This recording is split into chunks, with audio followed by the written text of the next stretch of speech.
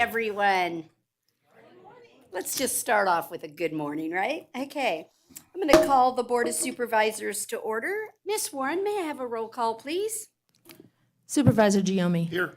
Supervisor White. Here. Supervisor Jones. Here. Supervisor Schutte. Here. Mayor Bagwell. Here. A quorum's present. Thank you so much. We're going to move on to our invocation, and I think Pastor Henderson is here for us today. Let's pray. Father, we've made it through Thanksgiving, and we're thankful. Leftovers are still here, but we're in a new season now, Father.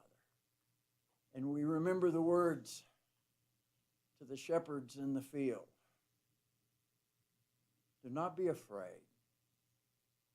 I bring you good news of glad tidings. And the chorus sang, peace on earth, goodwill toward men.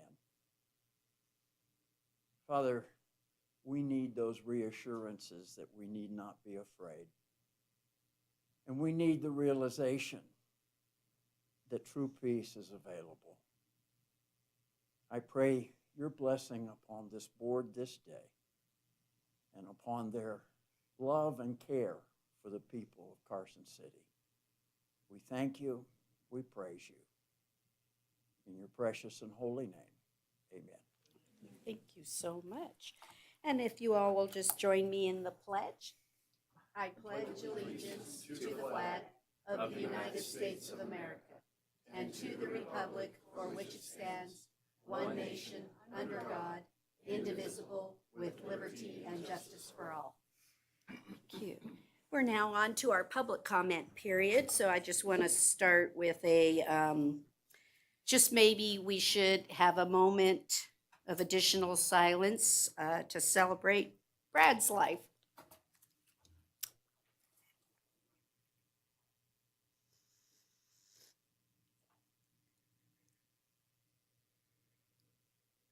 Thank you all.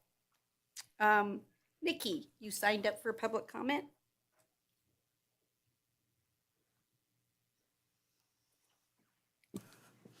Thank you, Mayor. I'm Nikki Aker for the record. And I'm very pleased to see a lot of you wearing red and our red ribbons in honor of World AIDS Day. So since 1988, December 1st has been designated as World AIDS Day. What this means is this is a day to unite in the fight against HIV, show support for people living with HIV, as well as commemorate those who have died from HIV-related illness. Within the U.S., there are approximately 1.2 million people living with HIV today. In 2021, our state health department reported that there are more than 12,800 people living with HIV throughout the state of Nevada. And this includes 494 new HIV diagnoses, with 208, so nearly half of those diagnoses being HIV stage 3 or AIDS. Today is a reminder that we must continue our efforts to work towards the goal of more effectively diagnosing, treating, and caring for those individuals, and to ensure all people have access to HIV prevention services, testing, affordable treatment, and high-quality medical care and support services. We do provide testing at Carson City Health and Human Services, located at 900 East Long Street. HIV today is considered a manageable chronic condition rather than a fatal diagnosis. Also, we have a Ryan White treatment adherence counselor, Frances Ashley, who's here today, who works very hard to get individuals that have fallen out of care, meaning that they are not seeing a medical professional or taking their medications on a regular basis. One of the great medical advances is medication that, if taken on a regular basis, the infection is not transferable to anyone else. I would like to thank Mayor Bagwell for claiming today, December 1st, 2022, as World AIDS Day in Carson City. And also, I'd like to invite all of you and the public to visit our second annual art exhibit in the Carson City Health and Human Services lobby, which exhibits individual stories. We have an art piece from Italy and one from Brazil. One of the stories expresses that this disease is a heterosexual disease and not a gay disease. There are people with HIV/AIDS from all walks of life, all ethnicities, and there are also babies born with the disease. And since I'm up here, I just want to quickly, we're seeing a lot of influenza, COVID, and RSV right now. And I would like to let everyone know we have our walk-in immunization clinic on Thursdays, so today, from 8:30 to 11, and then from 1 to 3. This is a walk-in clinic for immunizations. Other than COVID, we have the shingle shot, we have all sorts of immunizations that are needed for individuals. And our COVID vaccinations, our boosters are given on the first and third Thursdays of the month. We do require an appointment, and appointments can be made by calling 887-2195. So again, that's 887-2195.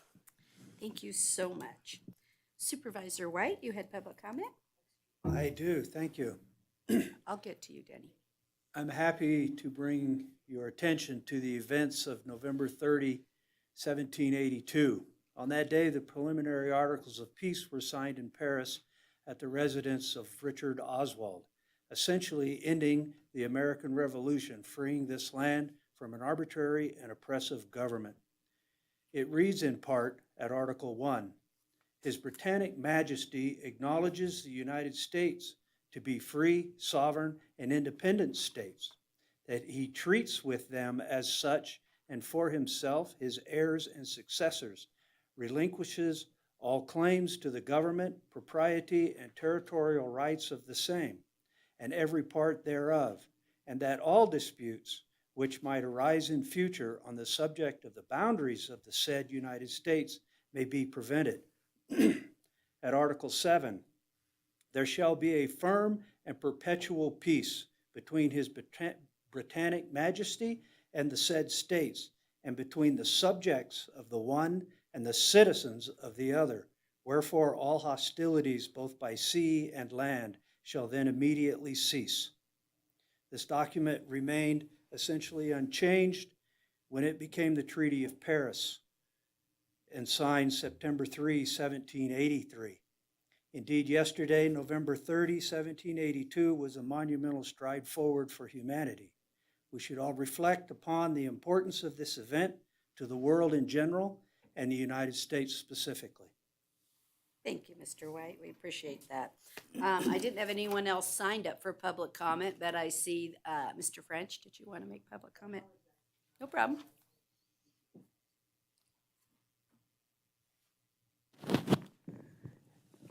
Denny French, Carson City, Nevada, Supervisor Bagwell, and Mayor and Supervisors. Time is ticking, and I think it's important for me to say thank you for being here. The next thing is I'd like to thank the Nevada Appeal for helping me stay up to date on the events in the community, both through its newspaper and through its online. I'd also like to add my thanks to Mr. Edwin James of the Carson Water Sub-Conservatance District with helping me with some questions, very few of them that I had. But also I'd like to thank Ms. Sullivan of the Planning Department for her graciousness with her time and information. She's an amazing wealth of information. Also, I'd like to thank the Parks Department employee, Ed Wentworth, for his, Nick Wentworth. oh, I'm sorry, Nick. I've got Eds and everybody all over the place.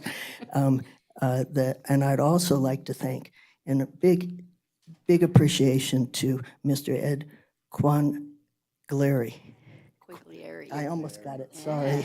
With help from Stephanie, I should have gotten better. Anyhow, the amazing job he does to figure out how to get us fresh water, considering that our degrading granite causes things like oh man, what a time for my brain to go and my notes not to share. Anyhow, amazing job. But I do have to say that when we have to buy water from another location, in this case, I believe it was Minden, to be able to meet the state and federal levels of considerations for water use. I think we're in a spot where we have to really acknowledge the growth in all of these places are going to cause them not to necessarily be available, and the cost to filter those things, not just to dilute them out to a level that's proper, but to actually filter it out, are going to expand on our costs as a city as we expand. And I'd like everybody to start thinking about that. I'd also like to shout out to the parks. Their Mills Park considerations were done up wonderfully, but there were some areas I needed more information about. And I'd like to say that while this online survey is done, and it wasn't an either or situation, not A or B, but that you can still send your information to Mr. Nick Wentworth via his email. So please keep that in thought and please respond. Thank you. Thank you, Mr. French. Okay. Is there any other public comment? Ms. Trzynski?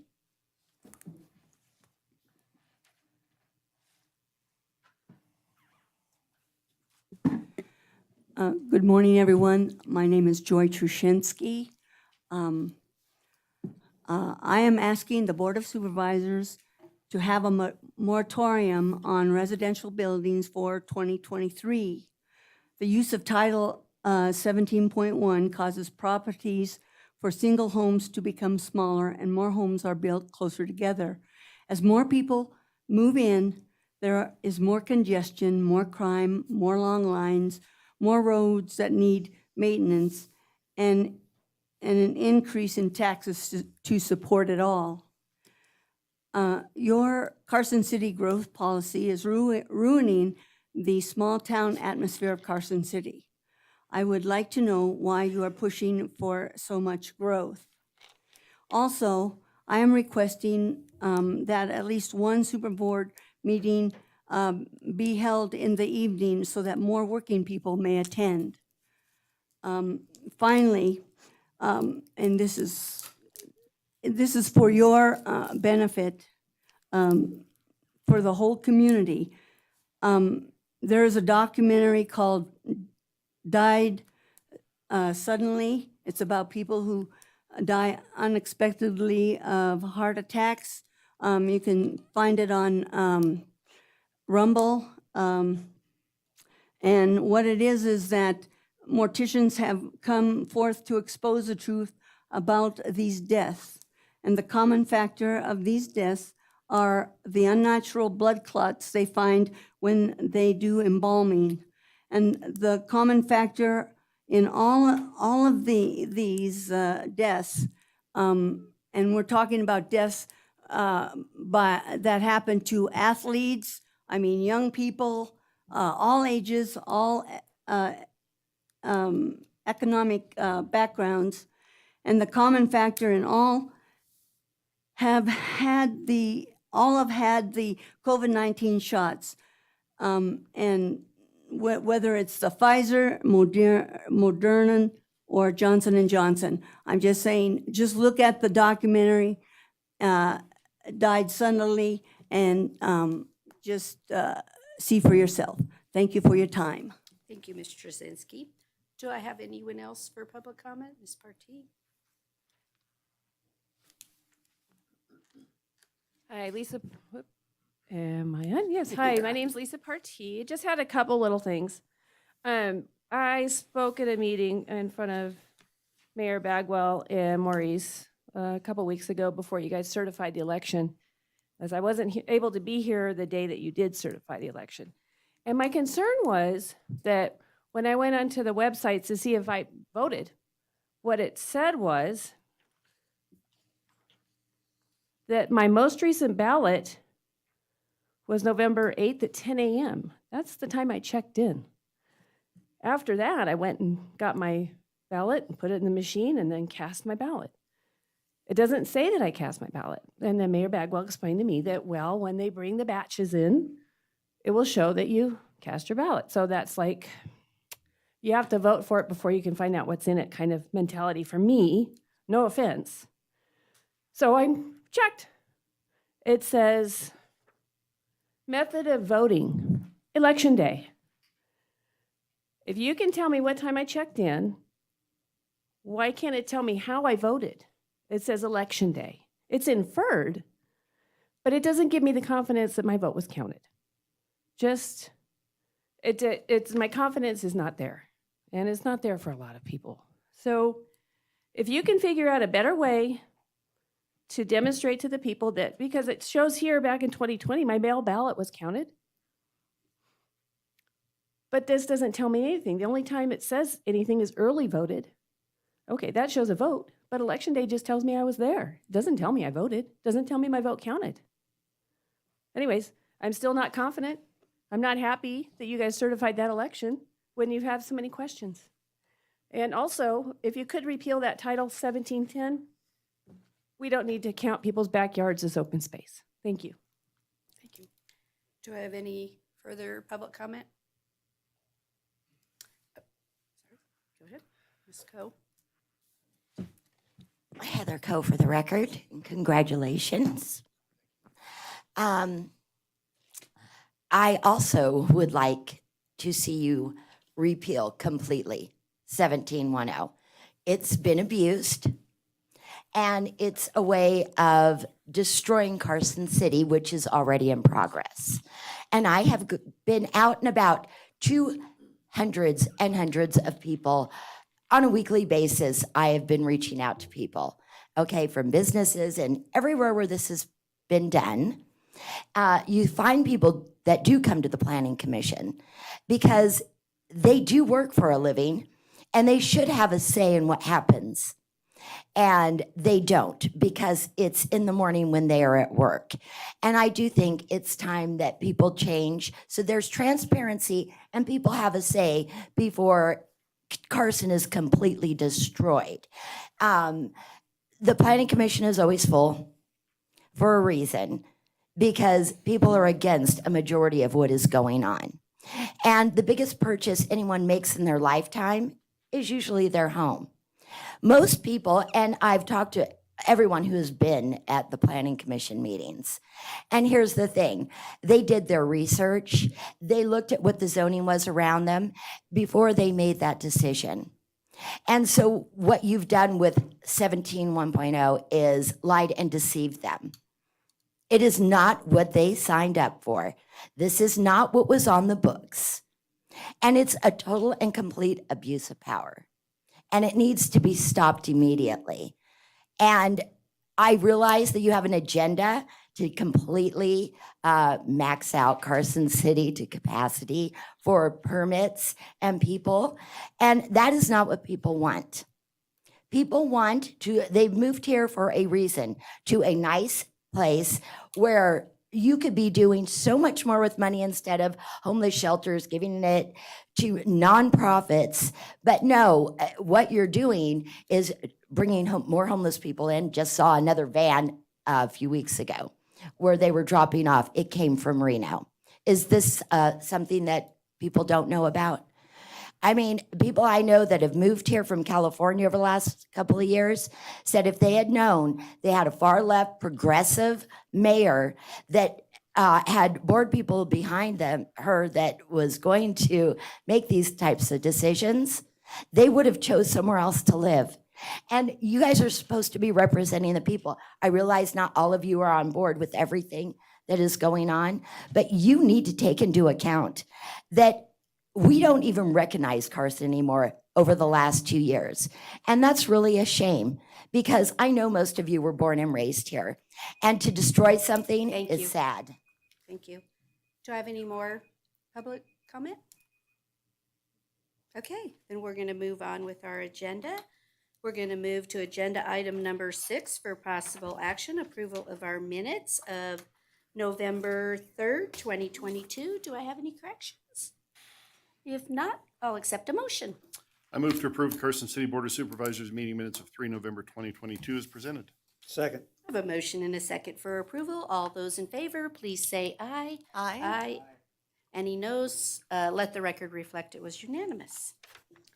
We're now on to our consent agenda. Is there any member that would like an item pulled from consent or the public? I didn't see anyone.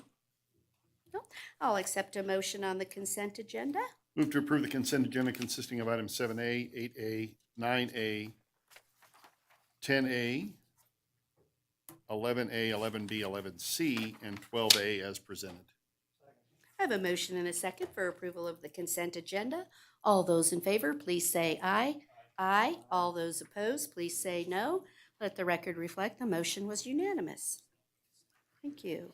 We're now on to agenda item number 14. Discussion and possible action regarding an application from KP Investors LLC to adopt on second reading Bill number 123, a proposed ordinance amending the zoning map to change zoning from single-family 12,000 to single-family 6,000. Ms. Ferris, are there any changes from first reading? No, there are no changes. No changes? Does any member of the board have a question between first and second? No question, just the same objection that I voiced on the first reading. Okay, is Thank there you. any public comment on this item? Mr. French? Thank you, Mayor. Denny French, Carson City, Nevada. My concerns are that these increased areas of housing were not, as some have already stated, in the major considerations of people moving here. I understand that we can maybe take into consideration how many buildings we put in, but we're not going to necessarily be able to stop population. We're not building housing for the locals that are any people that I really know that can afford them. And so to increase with changes, changing the zoning maps as things are fluctuant now. And I'd like to have a moratorium on all structural buildings over individual housing stopped. I'd like a moratorium as well. And so I appreciate that that was brought up, because we are still in transit as far as our considerations on zoning. And I don't think we're going to be able to stop our people by stopping building, of course, because people will still come. They'll live in trailers, they'll live in tents if they need to, but there will be people here. We can't gauge our population by our building. But I really appreciate the fact that there's some more consideration about 14, please, on those terms that my basic understanding has me at. And I appreciate the fact that I might be ignorant on a whole lot of it, but that I think it needs to still be slowed down and looked at better. Thank you. Thank you, Mr. French. Do I have any more? Okay, then I'll bring it back up to here. And just for the public's information, I love that you're tagging me with 1710, but you're completely inaccurate. 1710 began in 2001. 2001. No standards have been changed, so just want to let you know. It's not anything this board did at all. So, Ms. Schutte? I'd like to make a comment regarding 1710, and I'm a little bit troubled by the pushback in that the idea and the spirit behind 1710 is to really allow Carson City to be able to meet the spirit of our master plan, that sense of community, that sense of interconnectivity, that sense of neighborhood. What 1710 allows for is that instead of larger parcels spread out over a development, that homes can actually be a little bit closer together and then allow a trail system and open space for the neighborhood, the neighbors, and the community. And so do some developers use 1710 in order to perhaps create a development more in line with maybe it's profit, maybe it's convenience. I'm sure they do. But part of the conversation is with the Planning Commission and with us, especially last meeting, was we talked about that. We spoke about the spirit of 1710. And so it's not a zero-sum game. It's not an either or. This is an opportunity to really create a neighborhood and a community that we all can enjoy, we can be proud of, we can participate in. And so I just think that's really important. This interconnectivity, I think about when I travel and I go on walks with my sister, when we're in Las Vegas, actually, and the interconnectivity throughout the neighborhoods, it really makes for a lovely walk. So I just wanted to put that on there, and I appreciate everybody's comments, but again, it's not either or, and it's not an opportunity to destroy our city. It's an opportunity to find ways and to be mindful and creative in how we plan. One other comment on medium density, the master plan, when it talks about medium density and then zoning, sometimes zoning not being caught up with the master plan benefits the neighborhoods. Why? Because it brings builders to the table to come up with solutions, suggestions, ideas that can better fit the neighborhood, and while also falling under the master plan vision. So I've learned so much in all of the reading and being tasked with making a decision, and none of us take the decisions lightly. This is our community as well, and we love it. So thank you for letting me share. Okay. Does that mean you want to make the motion? Thank you. I move to adopt on second reading Bill number 123, ordinance number 2022-24. For a second? I have a motion and a second for Bill number 123, ordinance number 2022-24. All those in favor, please say aye. Aye. All those opposed, please say no. No. Let the record reflect it was 4 yeses and 1 no. Supervisor White. Thank you. Madam Mayor, may I make a comment relative Certainly. to one of the consent agenda items? And just make note that on consent agenda item 12A, the resolution number related to that is 2022-R-32. Just want to get that For on the record. Thank you. Okay, we're going to move on to agenda item number 15, which is for discussion and possible action regarding the appointment of 2 members to the Carson City Regional Transportation Commission, one to fill the partial term that expires in December 2023, and one to fill the full term that expires in 2024. Mr. Dodson is the reappointment for the 2024 term. We generally do those unless there's any issues. And then we only have now, for the record, Mr. Moltz and Mr. Hadaway are no longer in consideration. So we have Lucia Maloney here. And so I didn't know if since we only have the 2 of you and we know you both so well, if you want to just come up and just give us a few words about why you want to serve on the Campo RTC board. So you can both come up. I think it's important for the public to see who's going to be representing them. Hello. Well, thank you, Mayor. I've filled the partial term that I took over about a little over a year and a half ago, and I've learned a lot. And I think that the things that I've learned will help me continue in maybe a more informed vein in the coming term. And, I'm certainly interested in what the RTC board is doing I'm proud of some of the things that were accomplished during the time that I served, and enjoy participation. I think my background lends itself well to the issues that the RTC considers, and I feel like I can make contributions, so I'd like to be reappointed. Thank you. Thank you. Ms. Maloney? Thank you for having me. Good morning.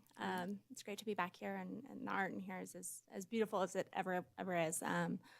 I put my name in for RTC, and over the past week, since the article came out that had this agenda item and the Board of Supervisors items today, I've received a number of folks reaching out, offering encouragement and thanking me for applying. And to those that did that, I really appreciate it. For some reason, I'm really nervous being here, but it's so good to see you. I do have experience here in Carson City. I served as Carson City's transportation manager from 2017 to 2021. And during that time, I had the opportunity to work with Mr. Dodson here and many of you. I'll say briefly that I had the opportunity to work with Mayor Kroll and Supervisor Bonkowski, and learned a lot from them, right? And I hope to bring some of their characteristics to this board. Whether it was Mayor Kroll's support, tireless support of the great work that staff do, or Supervisor Bonkowski's always seeming to be so prepared and participatory. And so I hope to do that on this board. If offered the opportunity, I'd be honored. Thank you. I see Supervisor Jones has a question. No, not a question. I would Comment. just question Mr. Dotson that after his 40 years plus that he learned anything from us. I commend you for all your service in the past, sir. Thank you. Anybody else? I don't see any other comments. Is there any public comment on this item? Okay, I see Supervisor Giomi, a motion? Absolutely. Thanks, Madam Mayor. I move to appoint Lucia Maloney for a partial term that expires in December of 2023 and Jim Dodson for a full term that expires in December of 2024. I have a motion and a second. All those in favor, please say aye. Aye. Any opposed, say no. Motion carried unanimously. Your work will start shortly. Thank you so much for applying. Thank you. We really appreciate it. Okay, we're now on to agenda item 15B, which is discussion and possible action regarding the appointment of 3 members to the Open Space Advisory Committee, one for a partial term that expires in January of '24, and the other 2 will be full terms through January 2027. We have one reappointment, which is Mary Burge. We usually handle those separately. Does anyone want to make a motion for the reappointment one for Mary? I move to appoint, to reappoint Mary Burge for the full term that would expire January of 2027. Do I have a second? I have a motion and a second for the appointment of Mary Burge for the full term that expires in January of 2027. All those in favor, please say aye. Aye. Aye. Any opposed, say no. Motion carried unanimously. For interview today, we're going to start with, I believe, Beth Harrison. Good morning.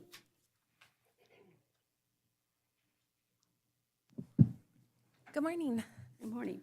So Beth, have you been through any interviews before? I haven't. I didn't think so. So what we're going to do is each of us will just ask you a question about the Open Space Committee and you, and then we'll go through the remaining interviews, and then we'll make our decision at the end. So why don't you tell me a little bit about why you're passionate about serving on the Open Space Committee?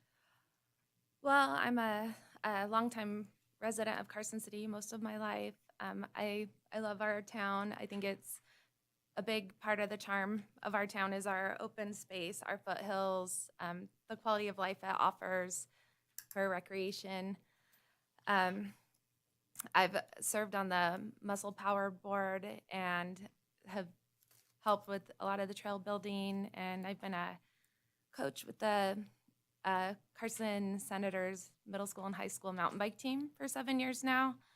I see the mental and physical benefits of people being out on the these trails and getting these tons of kids off their devices for several hours a week and teaching them about trail stewardship and, just the importance of having this open space, I think is something I'd really like to be a part of. And on the opposite side, I've seen what the open space can do in partnership with other land entities and helping us secure these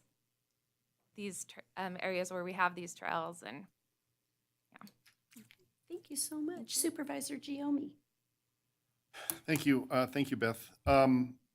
If you were appointed to the Open Space Advisory Committee, what would your top 3 priorities be? And please be specific. well, definitely just maintaining, like I said, this the amount of open space we have here, and probably the second would be trying to make educated decisions based on swapping properties with other entities here in town, or land, different land uses, and I mean, I guess just maintaining our quality of life and in respect to open space and recreation here. Thank you. Supervisor White. Thank you. Thank you for being here. Oh, thank you. Can you explain to us your understanding of the creation and management of the Prison Hill Recreation Area? I don't know a ton. I know that I have to say I'm more on the build and do side of things rather than the behind the scenes and getting grants and that type of thing. I'm not terribly familiar with that. I do know that we have some amazing builders out there. Paul Sennett does an amazing job in designing, and actually just rode his new trail for the first time this week, and I smiled the whole time. Yeah, I know there's a bit of the Prison Hill that's for the motorized vehicles as well, which I think is fantastic, because having those bits split up and letting motorized vehicles know where they're allowed to be and where they're not is really important in maintaining our spaces as well. Thank you. Thank you. Supervisor Jones. Good morning. Good morning. Open space presently consists of about 70,000 acres within the Carson City area. Are you a proponent of maintaining the same size or increasing it if we have the opportunity? And what were some of the reasons that you would be a proponent of increasing it? I definitely, at the minimum, would like to maintain that. And any opportunity to increase it, as long as it doesn't impact, some of our other building, planning, types of commissions here in town, just depending, it would be a case by case, I'd have to know more. Sure. Thank you. Thank you. Supervisor Schutte. Thank you. Thank you so much for applying. What role do you see the open space program playing in adding to the quality of life for our residents? I definitely see a lot of people who move to the area because of our open space, and I think our town is. I've always loved this town, and growing it at a respectable rate is ideal. But people coming here to live healthier, more positive lives, I think, can impact our community in a lot of great ways. Thank you. Ms. Harrison, thank you so much for applying for this position. We really appreciate all of the community that comes out and wants to serve. You are welcome to stay now and listen to the other interviews if you'd like. Thank you. but we'll make a decision after we're done interviewing Okay. everyone. It's my pleasure. Again, thank Forgive you. my nervousness. Oh, I've never done no one anything like likes this, to so do public interviews. You're all right. You did a great job. Thank you. I appreciate it.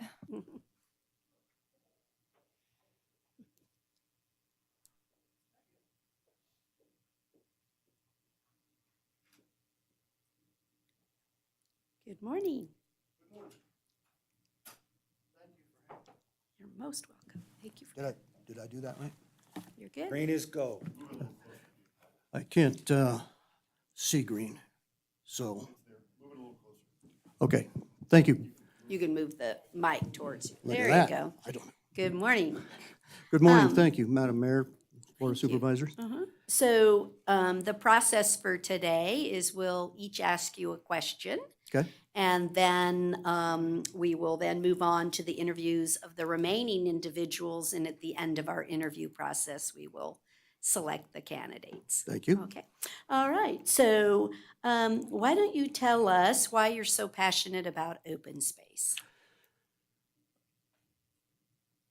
Well, because when I moved here, there was more of it. We moved here in 1960. Been a resident here. I'm a native Nevadan. And of course, in the application, I pointed out that, you know, I've been an outdoorsman, and my wife and I, you guys acquiring the Silver Saddle Ranch was spectacular. And I, you know, an advocate of Carson City and Nevada history for a long time. And as long as I was dipping my toe in the public opinion arena, I thought, okay, well, you know, maybe I'll see what, if there's some place where I can be of use. Thank you. Supervisor Giomi? Thank you. Thanks, Bob, for applying. Appreciate it. If you were appointed to the Open Space Advisory Committee, what would your top 3 priorities be? And please be as specific as you can. Oh, very excellent question. So with respect to open space, and interesting discussion you guys just had on 17A, specifically would be the northern corridor, the eastern corridor, as far as creating more access. We have a ton of open space south, of course, and then southeast. So looking at just making sure that we can spread the open space as evenly as we can while building homes. An interesting philosophy, I heard the question talking about open space as backyards. Of course, open space is open space, and I think that that has turned into an excellent way of keeping our community open and affordable. It's a problem that we have, obviously. Our kids can't buy a house here. We can only do that if we change how we look at open space. But again, talking about maybe opportunities on Highway 50 corridor coming into town, 395 or, yeah, 395 coming into town would be my primary areas of interest in looking. And that's the only ones I have. Thank you. Thank you. Supervisor White?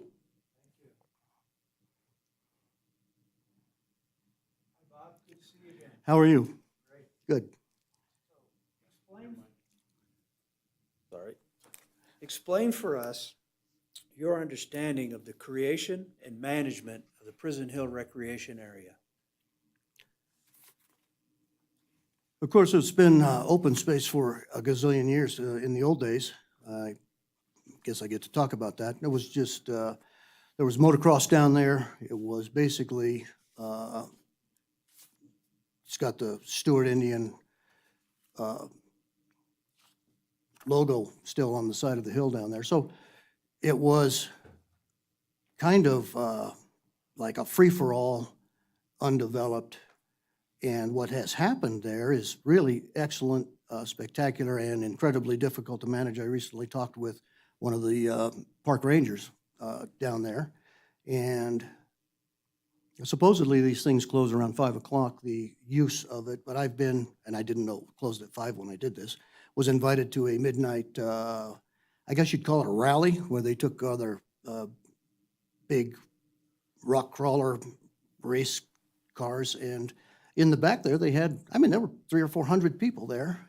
Apparently, we weren't supposed to be there, talking with the park ranger. But the development of it has been both invisible and spectacular. So a huge number of people don't know what is out there. And at the same time, it's been, I think, for the most part, saved from just being literally destroyed by the ATV community that doesn't follow any of the rules, builds new roads. I think there's probably a little bit more needs to be done. I don't, without talking to, the people that manage it now, I wouldn't know which way to go.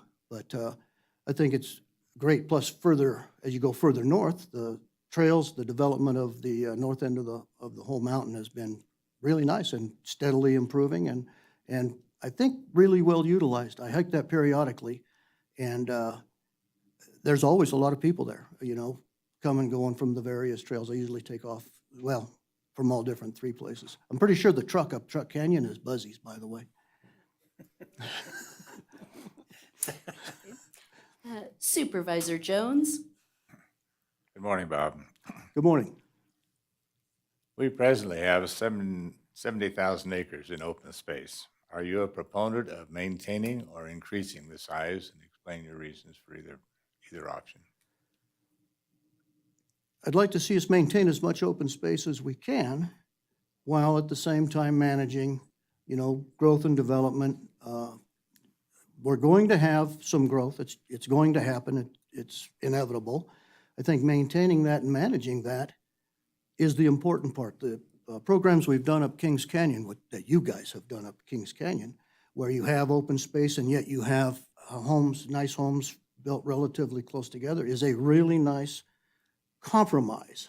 And again, things like Silver Saddle. I'd love to see if we could end up with the rest of the Lampa Ranch being in some version of open space or some modified version of it. I don't know if that's possible. Not much left. No, but Two parks. 2 parts, Yeah. and I don't know, that would be something that I would think would be, really spectacular to at least manage if it's developed in a way that is similar to what's happened up Kings Canyon, or keep it just as open space. I think everybody pretty much in the community likes that. So to be a little more specific to your answer,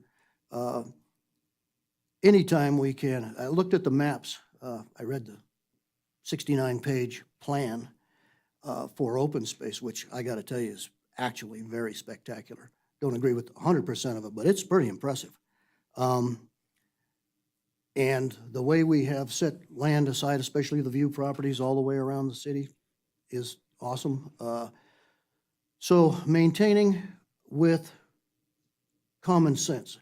Once we stop building, the price of homes here is just going to go off the charts. California's not stopping coming here.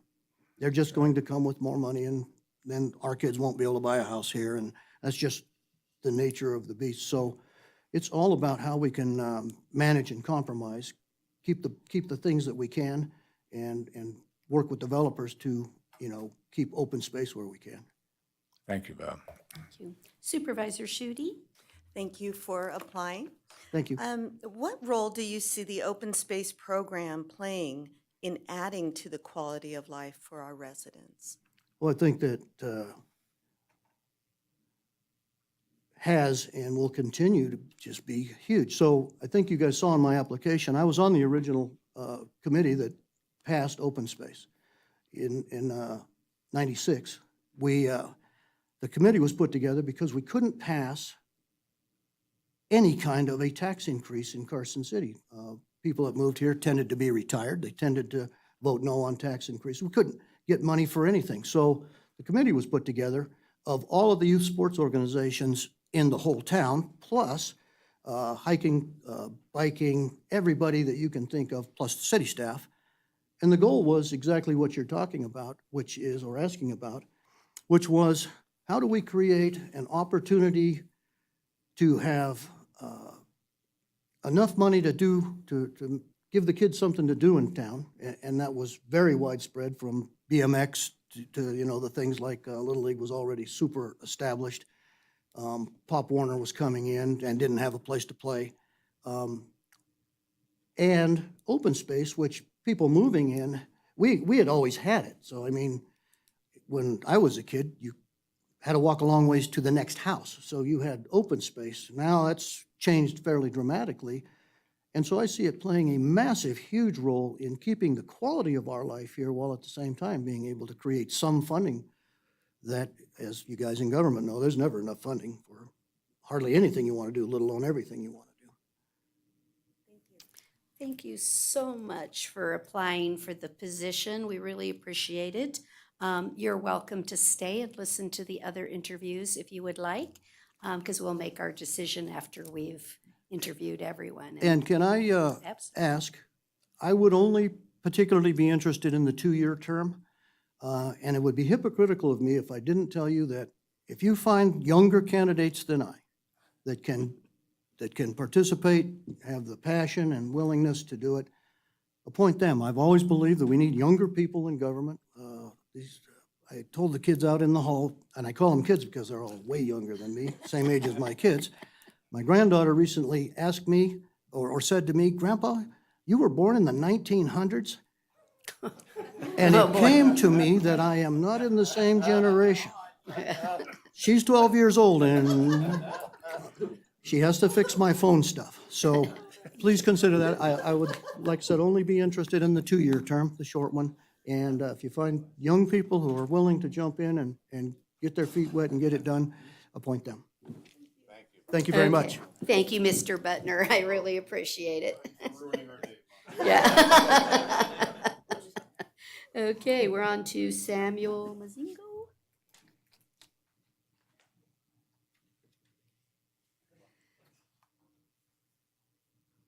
Good morning. I'm gonna have a seat. There's a green light already on that one if you want to go there. Okay. Good morning, Samuel. Good morning. Well, thank you so very much for applying for this position. The process today is each of us will ask you a question about potentially serving on the Open Space Committee, and then at the end, you're welcome to stay and listen to the remaining interviews, and when we're done with everyone, then we'll select the candidate. Great. So I'll start with, why are you passionate about open space? Well, I'm passionate about open space because I'm passionate about Carson City. I think unlike a lot of residents here, I've only lived here for 3 years, and you may have hear that a lot of about a lot of people, or not so much about others. But I see the ability for me to grow a family here, to contribute to the community one way or another. If I don't get selected to this committee, I think I'll still try and dip my toes in other ways that I can help this community grow. And I want to see this community grow in a way where it's not just necessarily fast food businesses or other chain stores that everyone just kind of goes in and goes out and goes back home at the end of the day. I want to see people be outside, enjoy the area that we live in. I drive up to Zephyr Cove every day for my work, and every day when I leave my house, I realize that we live in one of the most beautiful places in the world. It's a special thing to say that. I don't think many people get that opportunity. And when I see our mountains and I see Carson River and I'm hiking, Ash Canyon, it's things that I hold dear to my heart. It's something that I want to continue to grow, with our community and just see where I can, have my impact, on our, little city and see where, I can protect, just the things that I think we all hold close to us, that are important to the way we live our lives. Yeah. Thank you. Supervisor Giomi. Thank you, Sam. If you were being appointed to the Open Space Advisory Committee, what would your top 3 priorities be? And be as specific as you can. Sorry, can you say that one more time? My apologies. If we were to appoint you to the Open Space Advisory Committee, what would your top 3 priorities be? And I just want to know what those priorities are and be as specific as you can, please. Sure.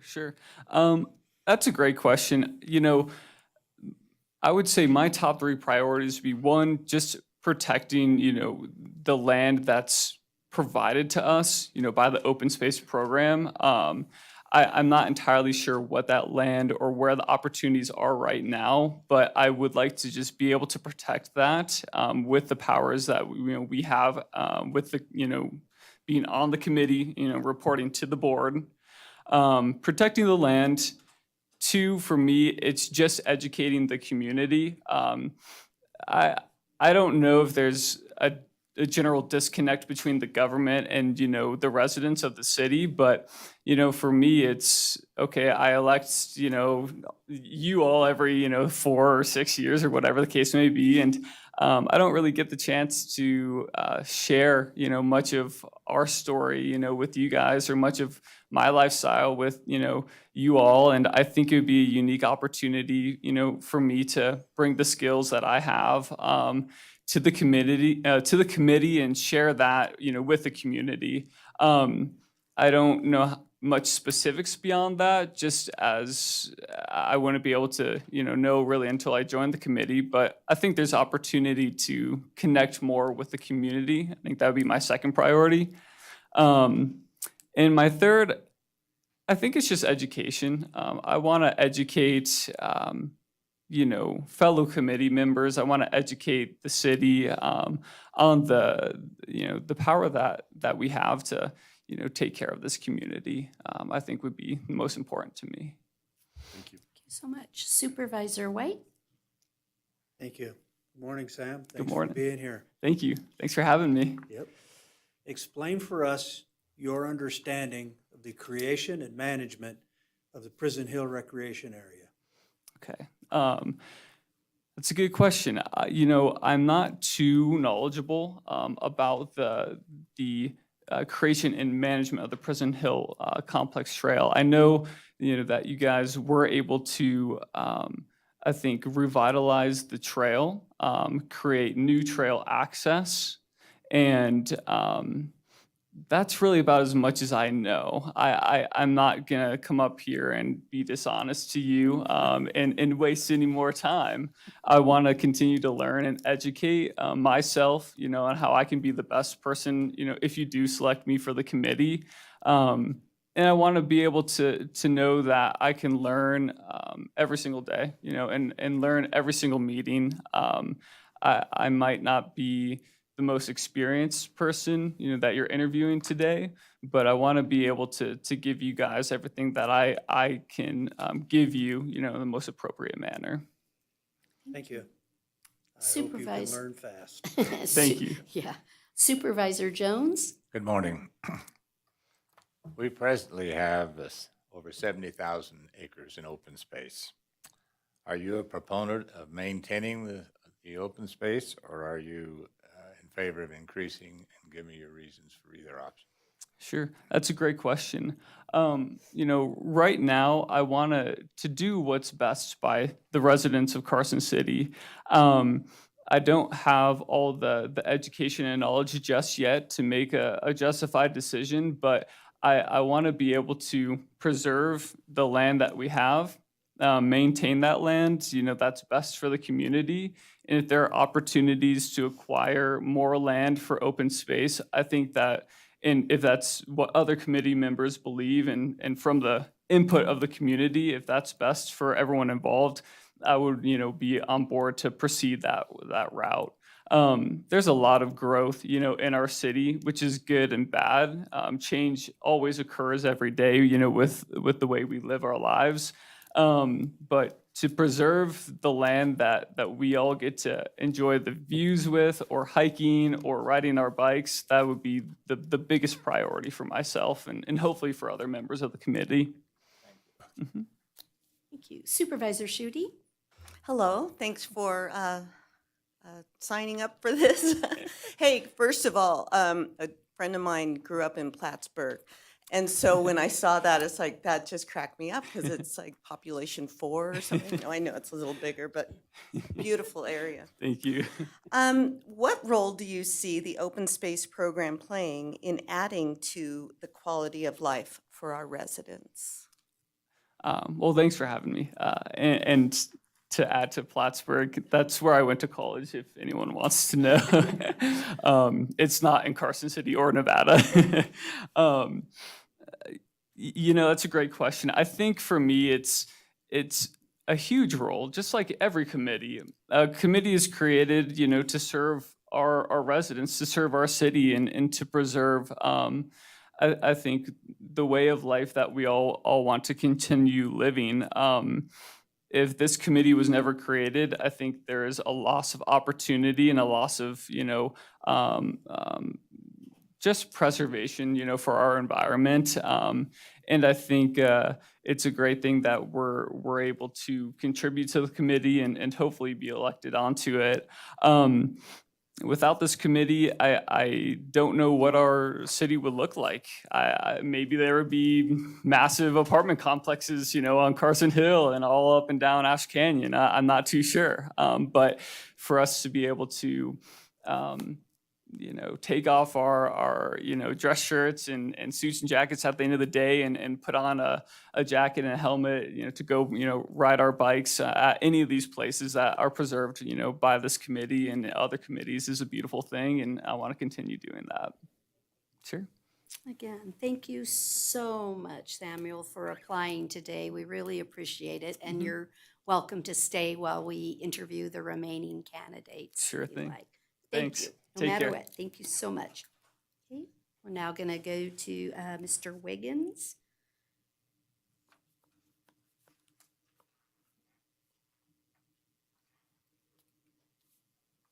Good morning.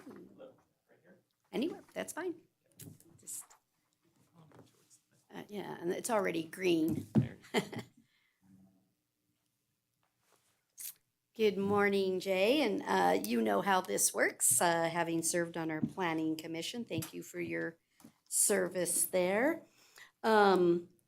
So I'll start and then we'll go through a question by each member, and then you can stay and listen to the remaining interviews if you'd like, and then we'll make our decisions. So Jay, why don't you tell us why you're passionate about open space? Good morning, everyone. So when I got on the Planning Commission, that was originally why.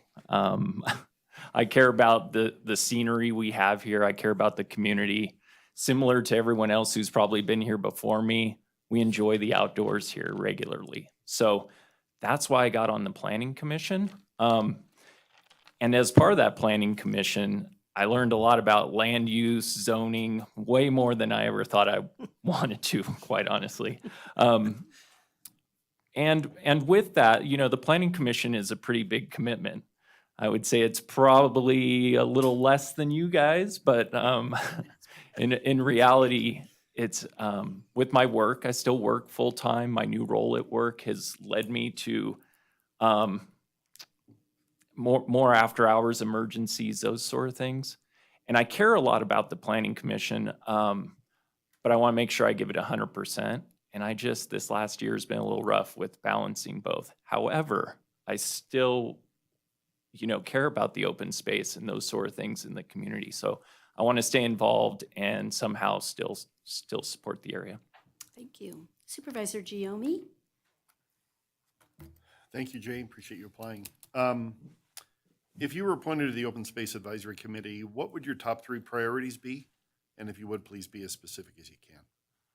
Okay, so my top 3 priorities are preserving the hillsides and the trails. That is primary to me. I'm on the V&T trail at least once a week walking my dog. And so that's number 1. Number 2 is better connected trail systems from town to those areas. And number 3 would be being involved with, we're going to have growth as a community, right? So the master plan is telling us, we have to balance that. So being involved when the Open Space Committee is deciding what areas to keep, trade, buy, do those sort of things, that's my 3rd thing I'd like to be involved in. As part of the Planning Commission, that's a lot of what we were doing, and that's kind of the thing I care about. Thank you. Thank you. Supervisor White? Thank you. Morning, Jay. Good to see you. Good morning.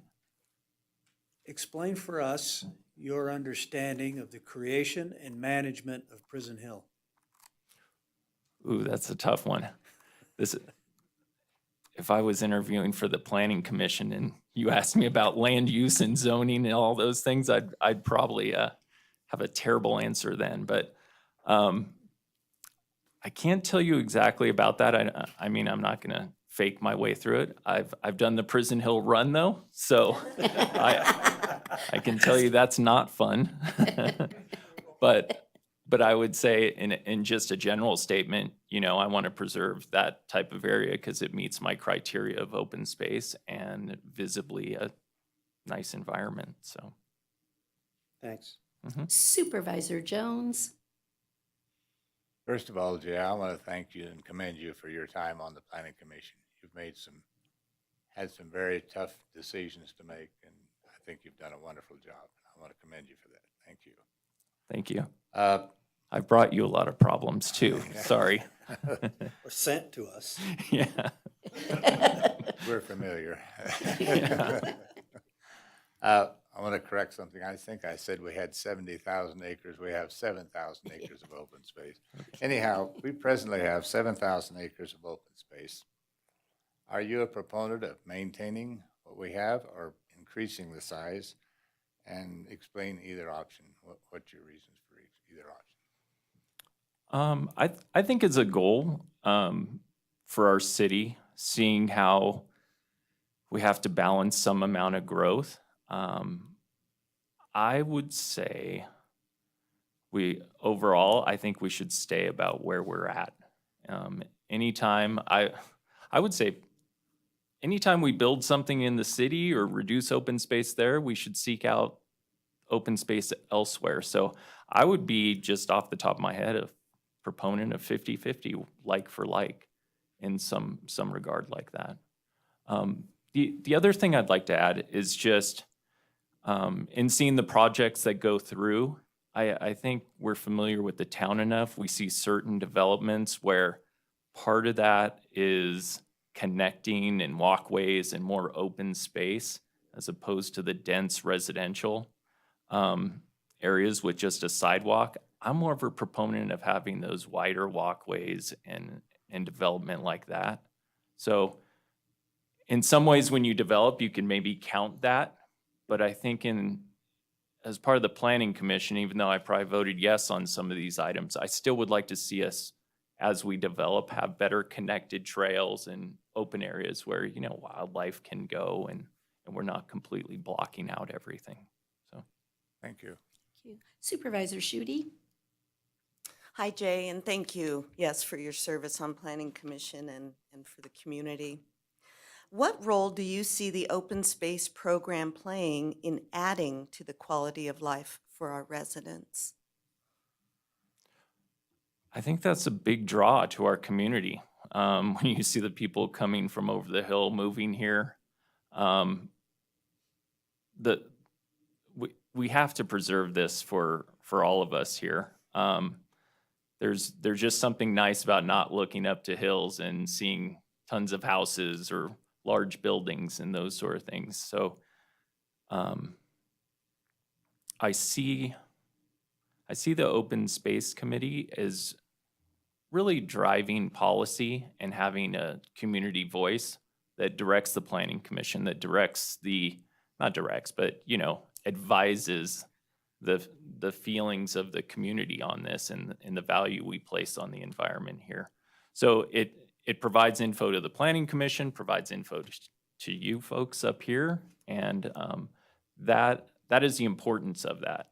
I also like having the diversity on that group is very important. You see a lot of, the makeup of that, I think, does need to be a broad-based, younger, older, whatever you want to do in that, and it needs to be a voice, because all of us appreciate it to some degree. Mm-hmm.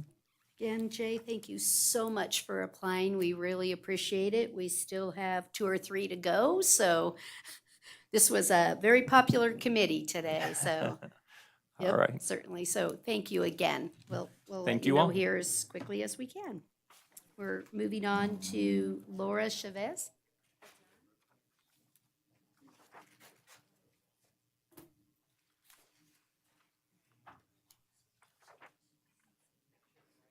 It's green.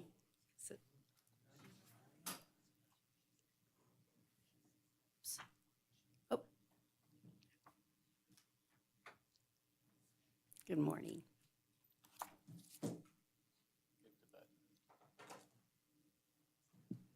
Good morning. Thank you so much for applying for the position. We really appreciate that. The process today is each of us will ask you a question about why you want to serve. And then after that, we will continue on with the further interviews, and then we'll make a decision when all of the candidates have been interviewed. And you're welcome to stay after your interview in the audience if you'd like. So again, thank you on behalf of the board for applying. Why don't you tell us why you're passionate about open space? Good morning, buenos dias. I am passionate about Carson City. I love Carson City. I've been in Carson City for over 25 years. I grew up here, and I love my community. That's one reason. The other reason is I work in rural communities of Nevada, and when I go out to help them with their grants or their loans, they're all very passionate about their communities, even if it's just opening a small theater, opening a pharmacy, something that they didn't have before. You know, they're all passionate and they're all involved in their community. And I come back with that passionate, with that necessity to do that in my community. Oh, thank you. Supervisor Giomi? Thank you, Laura. Thank you for applying. If you were appointed to the Open Space Advisory Committee, can you tell me what your top 3 priorities would be? And if you could be as specific as you can. Top 3 priorities. So first off, I live on the Prison Hill side, and I do ride my e-bike, and prior to that, I would run the trails. And I love the outdoors, and I would like to maintain it. I would like to keep it the way it is, but if possible, improvement as well. But the truth is, I do not have any specific goals in mind. Okay, thank you. Thank you. Supervisor White? Thank you. Thank you for being here, Laura. Explain to us your understanding of the creation and management of the Prison Hill Recreation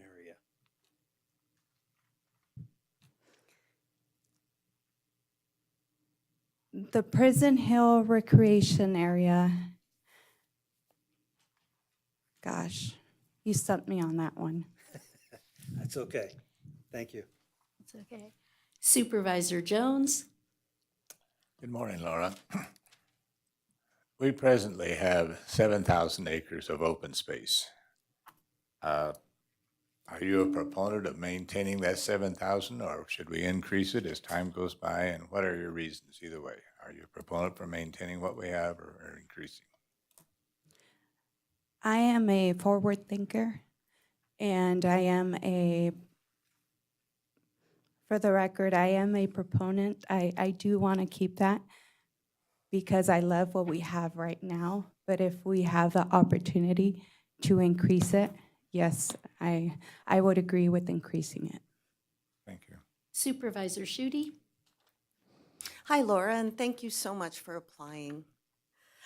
What role do you see open space program playing in adding to the quality of life for our residents? Well, quality of life, in my opinion, is about balance. It's about balance of having, you know, your family, having your work, you know, your outdoor activities, you know, having your personal time. And then for me, that means the outdoors, the open space. And if we have that available for our residents, it would improve their quality of life. Thank you again so much for applying. We really appreciate your willingness to do so. You're welcome to take a seat in the audience, and then we'll move on through the next few to interview. And then we'll Thank make you a for the decision. Okay. opportunity, and can I Yes, just, absolutely. I did apply for the open space, but I feel that I would be an asset for Carson City. And if there is another committee or another opening that you think I might be a better fit for, I'm open and available to that as well. Thank you so much. Thank you. Okay. See you, Jeff. Good morning, Jeff. Good morning. Happy to be here. Great. Yep, just leave it green. That's wonderful. Okay. Okay, so how this process works is we'll each ask you a question about why you want to serve. And then at the end of that, we'll see if we have our final candidate. There'll be one more after you to interview, so you're welcome to stay in the audience. Okay. And then this board will make its decisions. Terrific. Okay, so Jeff, why don't you tell us why you're passionate about open space? Well, I live in the best place imaginable for being a retired person. I go out, I hike, I bike, I paddle, and between the Tahoe Basin, Carson Pass, and the area surrounding Carson City, I've got the best playground you can ever imagine. It's wonderful. And I'm one of those people who is a growing group of people. I have an electric mountain bike, and I'm out a lot more now because it's a lot more fun. It's like being a little kid again. And we have a great open space program already.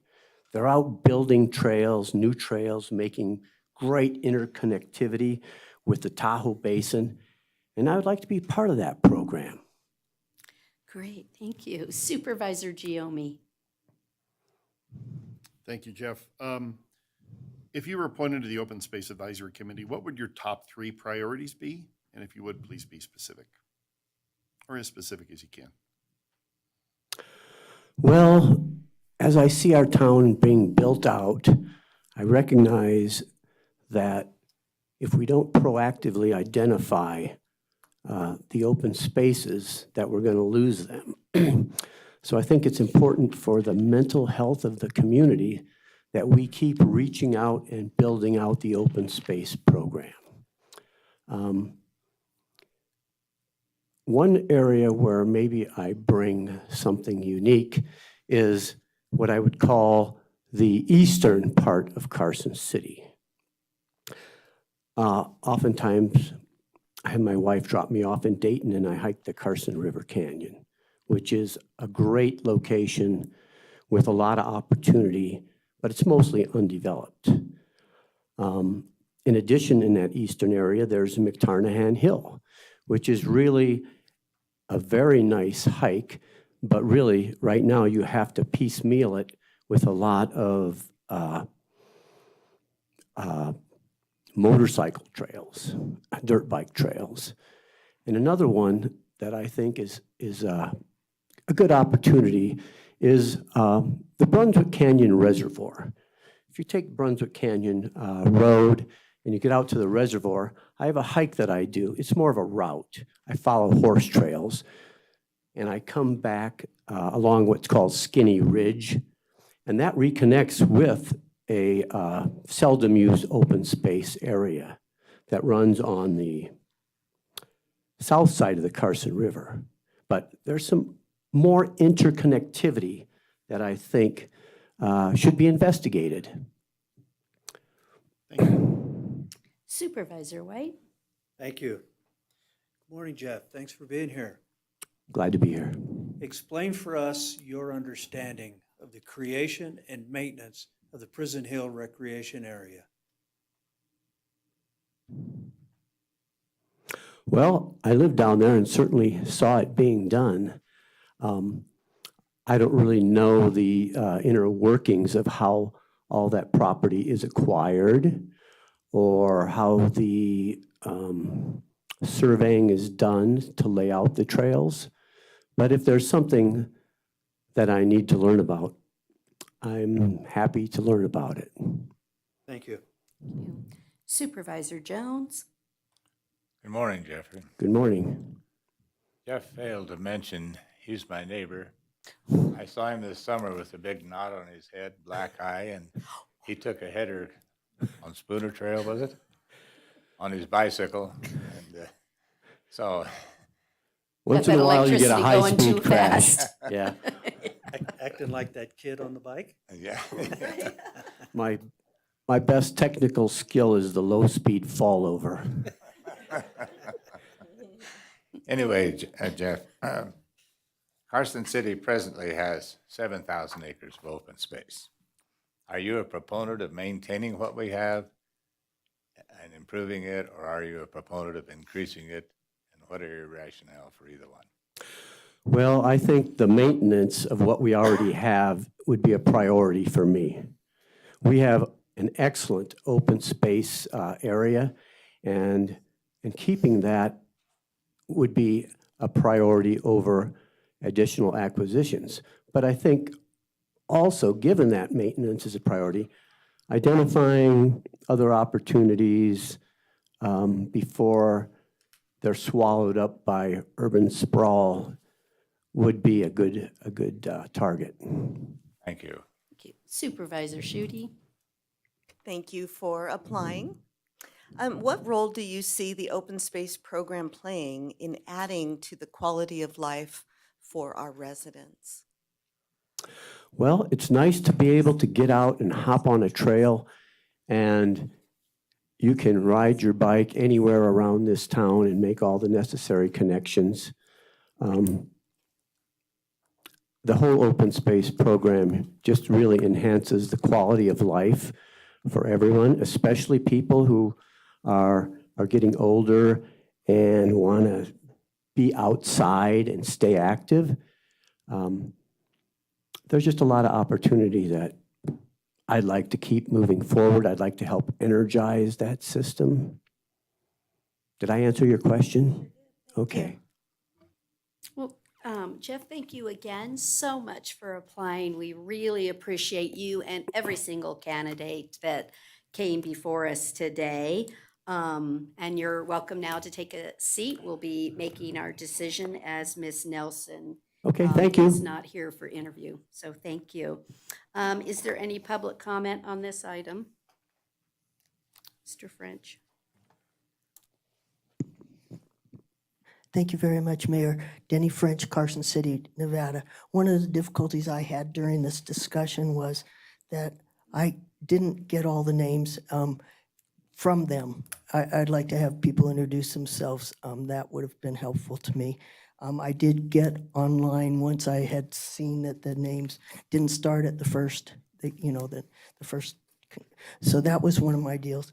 But I'm just so appreciative of the people that did come and their enthusiasm wanting to be part of the committee.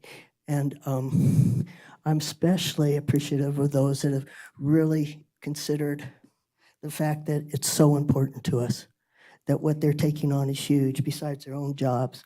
I would have liked to maybe have opportunity to ask the Planning Commission how much influence those individuals have had on them, and in certain cases, what information that they brought to the table that helped inform them on their decisions. So I missed that opportunity. I did not catch on to this whole process until just recently. I'd like to say that my concerns about certain things are that we are having areas that we are taking on a responsibility of maintaining and to regulating. And I think Prison Hill for me is one of those areas where I think that I'd love to have more money put into more rangers. I think oversight's important. I think engaging the community so that they know what trails are appropriate for certain things.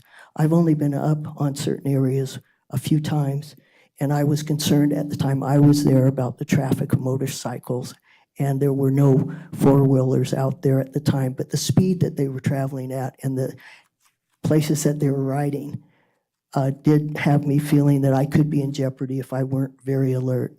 Plus, I'm not a proponent for noisy or aggressive connections with certain areas, and I think it should be a really sensitive area because of the type of granite that's there and how well it's going to hold up to those vehicles. So those type of questions about Prison Hill, I would have liked to maybe had brought up here, but the interconnectivity that supervisors have brought up, the amount of area that we have that's brought up, and the concerns about Prison Hill specifically with your questions and the priorities. Preservation, observation, regulation, and enforcement are very important to me personally. So anybody that you pick, I hope will be open to learning about each of those open spaces so that they can be informed more. So I'm looking forward to seeing who you decide to fit those positions. I would have stepped up for such, but that I can't keep up with such. So I appreciate everybody that applied. Thank you very much. Thank you, Mr. French. Thank you, Danny. Do I have anyone else? Okay, we'll bring it up to the board. Tough choices we have. Anybody want to go first on what they think? Mr. Jones? Are we making a motion or just comment? Just talking to see if we can come to some agreement. I think we had a wide range of applicants, some very knowledgeable people. My three choices would be Butler for the partial term, or you want to? We only have two. Oh, okay. Mary Burge is already our That's right. ongoing. Oh, Mhm. okay.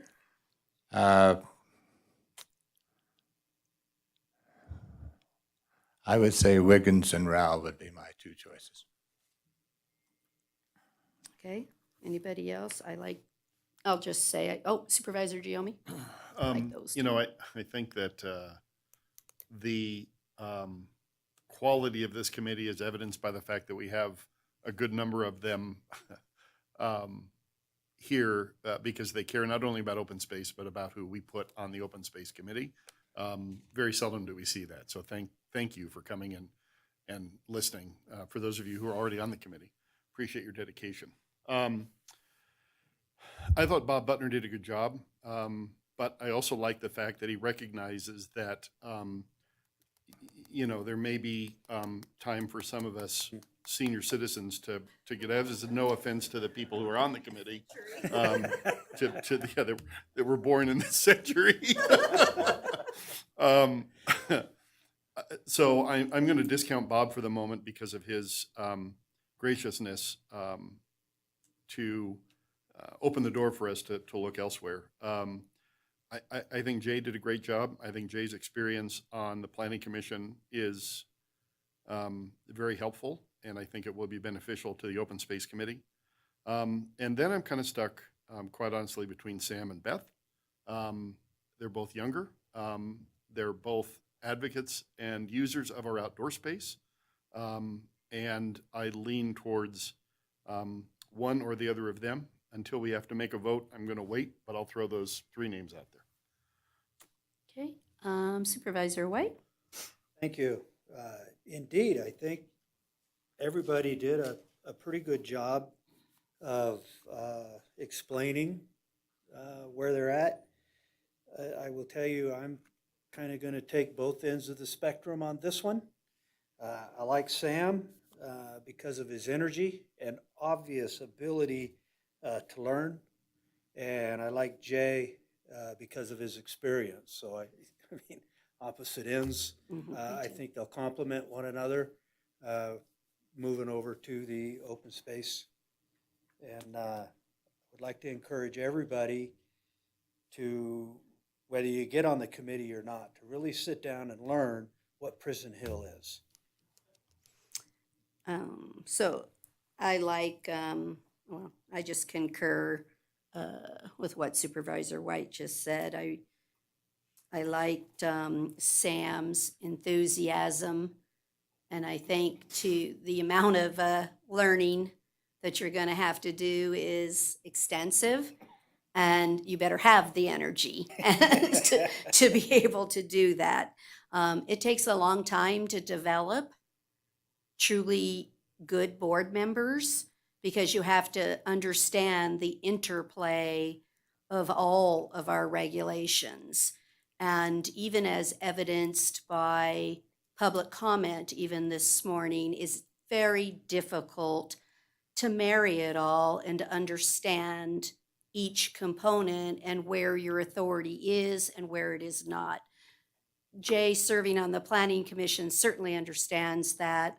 And so I really do like the mix of bringing someone new that will be the future of where we're going and giving you the opportunity to learn, while we have seasoned members that I can see sitting in the audience to help train and teach. And so I really think we need that balance so that as people retire off the committee, the next group is ready to go. So for that, I really do like Samuel and Jay.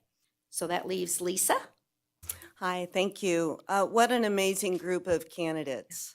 Wow. And, you know, I picked out a word that really spoke to me for everyone. Beth, involvement. Thank you for your involvement with coaching, with using the trails, with embracing the outdoors. Robert, background knowledge. Wow. And being part of that whole planning initially. Sam, you came from upstate New York and you acknowledged the beauty of this area, and that is amazing because upstate New York is quite beautiful, the Adirondacks. And Jay, knowledge, your background knowledge in terms of zoning and planning, and I loved when you talked about that you got on planning because ultimately it was about the open space. That's amazing. Laura, balance. That was beautiful, you know, and to find that balance and working with the rurals. Thank you, and giving voice to that.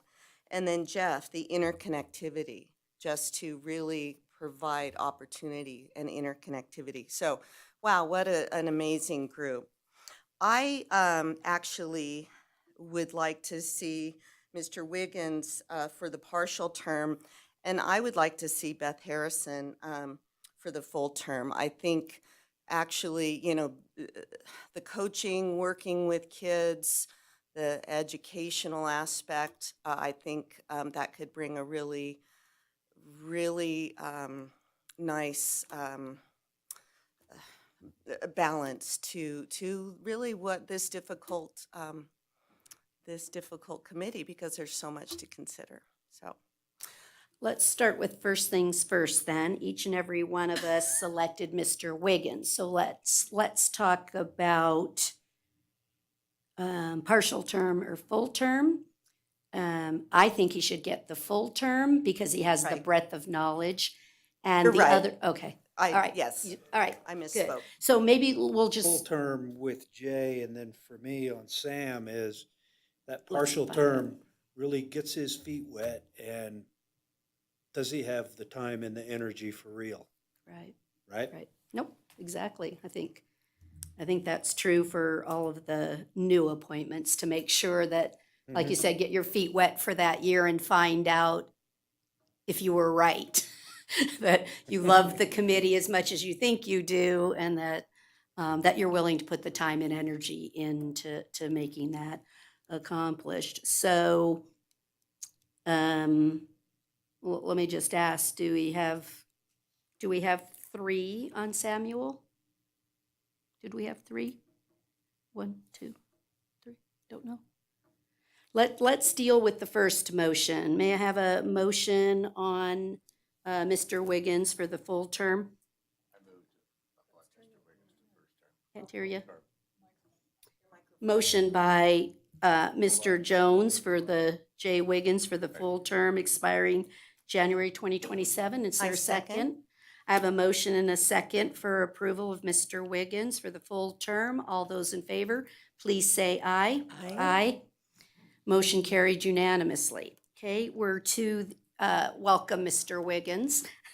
We're now down to the partial appointment, and we have, I believe there was Mr. Jeff was in consideration, Samuel, and I think Lisa Harris. put in Beth. Yeah.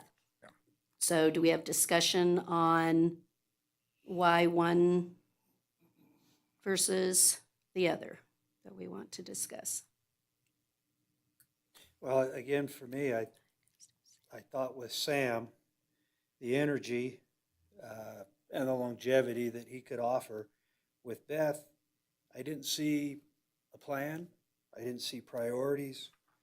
And I don't know that she really understands what the open space actually is. With Jeff, I'm pretty neutral on that. I just thought that the energy from Sam outran Jeff. Okay, anybody else?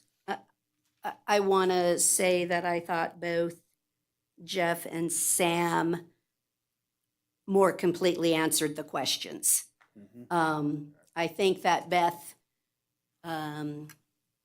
could bring some details to the committee based on the review of her application, but based on the application and interviews today, I thought that Sam or Jeff are more prepared for the position.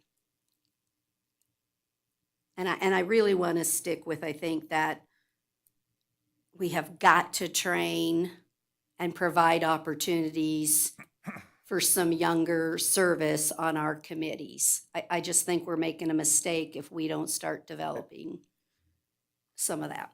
So And Jay's pretty young. midlife? Okay. Go ahead.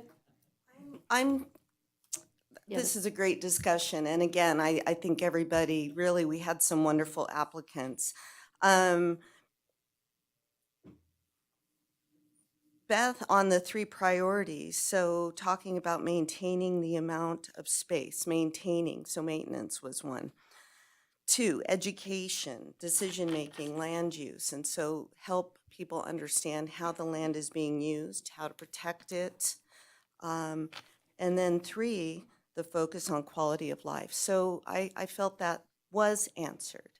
So I just wanted to put that out there. I also appreciated the move on, she's the builder and the doer versus the planner. Now that definitely will need to, actually can now be both, because there's a lot of folks planning who aren't out there building and doing. And you learn a lot when you're building and doing. You learn a lot when you're out there in the trenches, and that kind of outreach. So I just think it's important. So just wanted to say that. Mr. Jones, do you have a? That's because you're all so good. That's why this is difficult. I want you all to know that, right? That's what makes it so hard. It's like, wow. Well, my reason for picking Jeff over Sam was Jeff's very knowledgeable of the area. He could walk in and start it today, where Sam has no knowledge, and he admitted that. And then that's not a complaint, that's just a fact. And that was my reason for picking Jeff over Sam. But I'm not, You're not adverse to Sam? No. Okay. Stacy? It's like, they're all, just what I said, they're all great for different reasons. Literally on my, Yeah. on my little tally sheet, I had Beth and Sam equal. So, I could support either one of them. This is a hard decision because, as you said, and as everyone has said, we're so lucky. We're so lucky that we have so many people interested in helping our community. I really hate to say no to any of them. I know you could let it's too bad we can't add members. Anyway, I know we can't, but it sounds like we have enough for Sam. So Okay, I'll accept a motion then for Sam for the partial term. I move that we appoint Samuel Mazzino to the partial term that expires January 2024. Is there a second? Second. Let's move it on. All those in favor, please say aye. Aye. Aye. Any opposed, please say no. The motion carried unanimously. Did you second, Madam Mayor? Yes, I did. Welcome to the committee. We look forward to having you crack the books today. we want to get you started. Well, we got, this next agenda item is perfect. They can stay and learn. There you go. Stay and learn on the next agenda item. That is absolutely the truth. Those that were not selected, please continue. I think I heard Laura, and I may have something in mind for you that no one ever applies for because it's just not glitzy, but very I know what needed. you're talking about. I do, right? We do. So I really appreciate, again, your willingness to serve the community. So we have something in mind. So thank you for not giving up, and all of you that were not successful, apply again for many positions. It's important, and you matter to the community. So Yeah, please know you all were successful Yes. because you saw the food for thought that everybody's answers gave to us. So we really do, I mean, yeah. So thank you for making the process better. Okay, we're going to take a short recess till just 5 minutes. Yeah.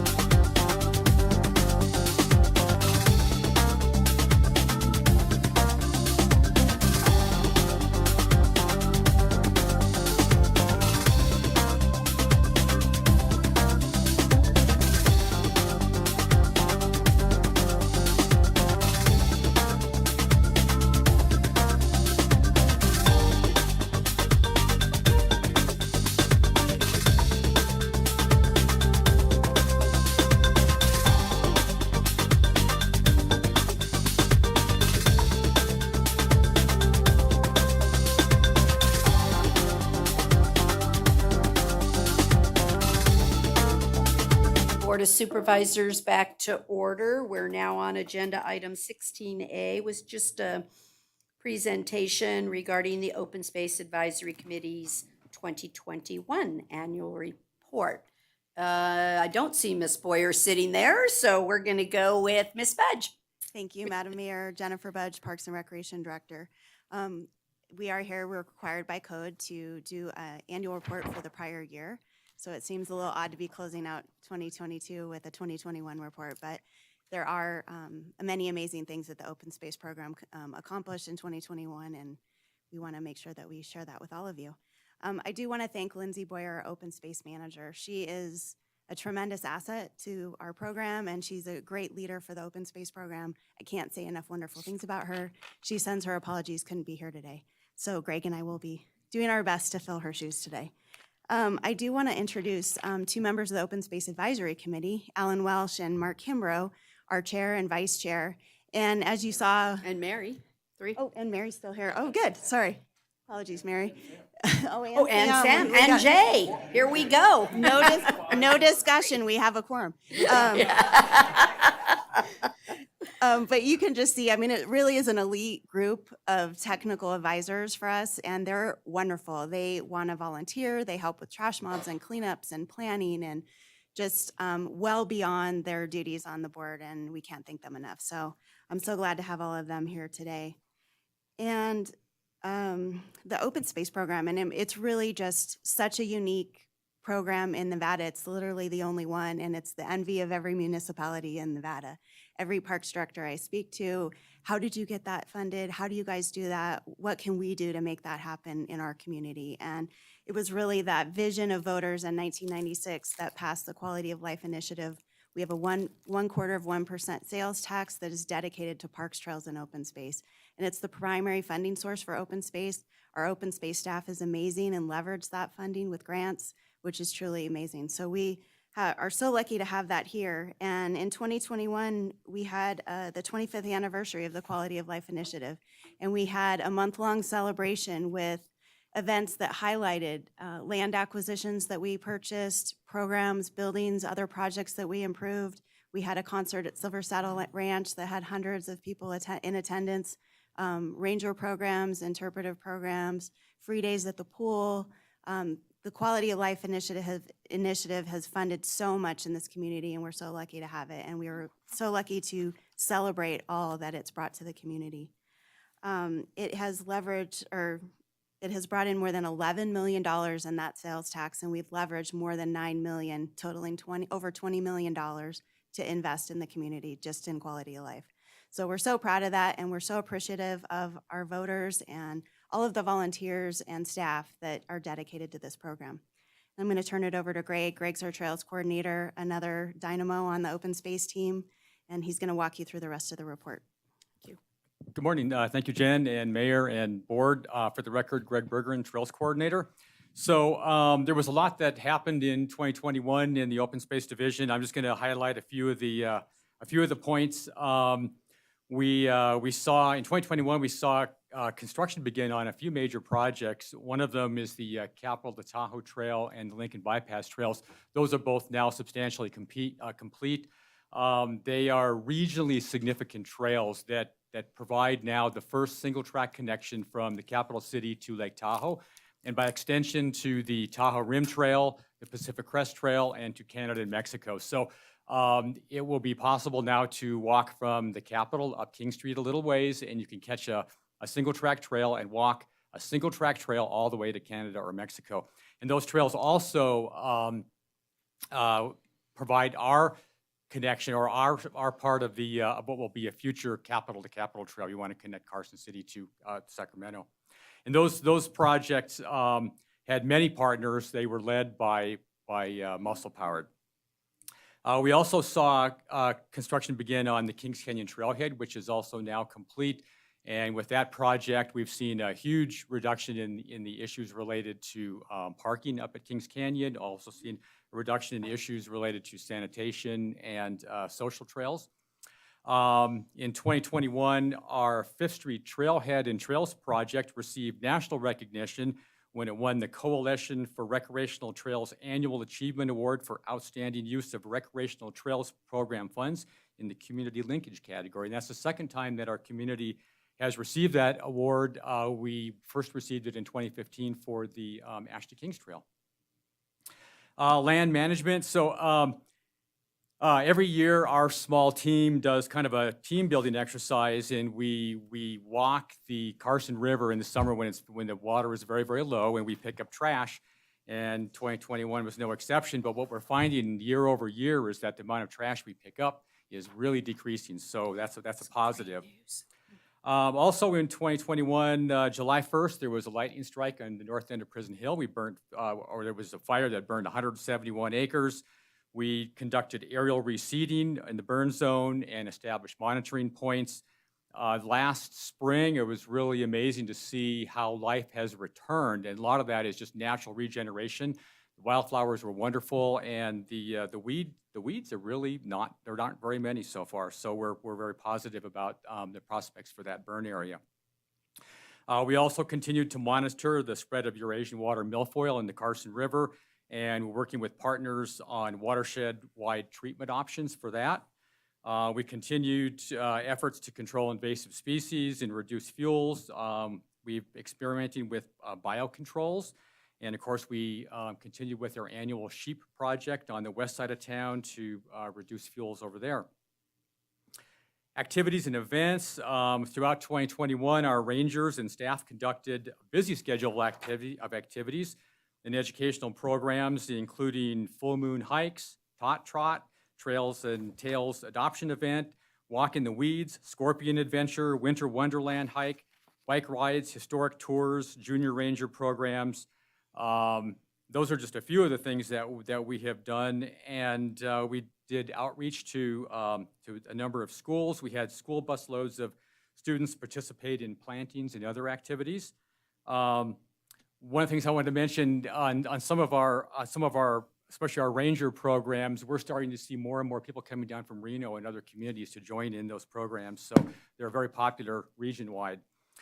I want to take some time to recognize and thank all of our many volunteers, because we cannot do what we do with our small group without all of the volunteers that we have.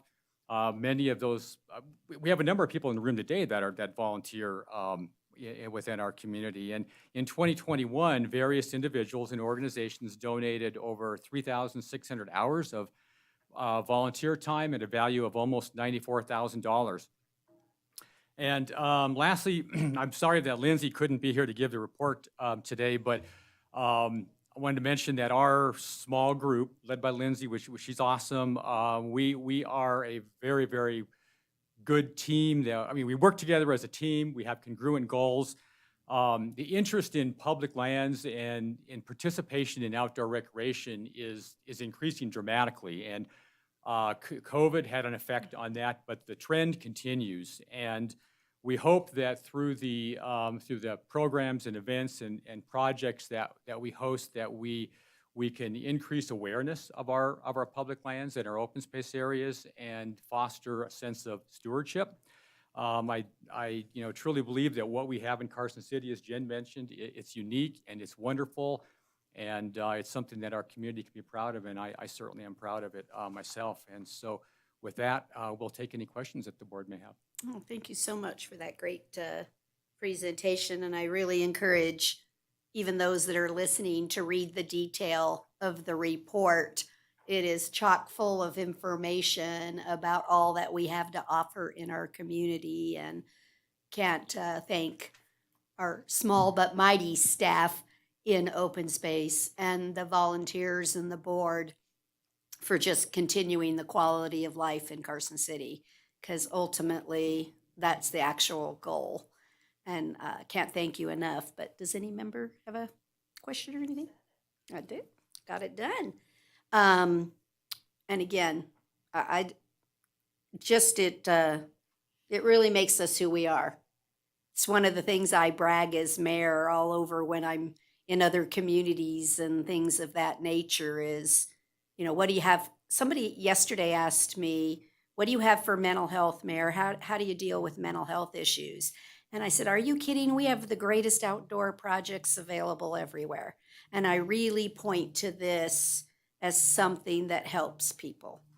So it's not just its beauty, it actually helps people. So thank you so very much. Yes, thank you. Yeah, is there any public comment? Come on up, Mark.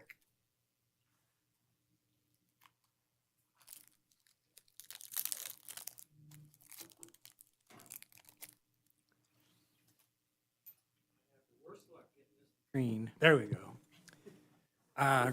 Good morning. Thank you. My name is Mark Kimbrough, and I'm here so that I want to paint a bigger picture for you. At our last meeting, I don't know how many of you watch me on TV for the board meetings, but some of my comments might be, you've heard them before again. But I mentioned last time that Kay Bennett passed, and that person many years ago brought the attention of the Carson River to this community and the Hillside Ordinance and other items that started the ball rolling many, many, many years ago before this all started. So from one person's kind of ambition to see this type of open space and protection of these valuable resources, it all came to reality. But because of that first thing, we did a Carson River master plan, which goes back many, many years, that we actually got a grant to revisit. So that's really sweet. And then because of that, then they had the UPMP, I got it right that time, UPMP, the Uniform Pathways Master Plan. So these are all done years ago. So when open space became a reality, this pre-planning got it all lined up and really helped that the ball was already rolling when the law was passed that allowed that taxpayer to expend those monies for that.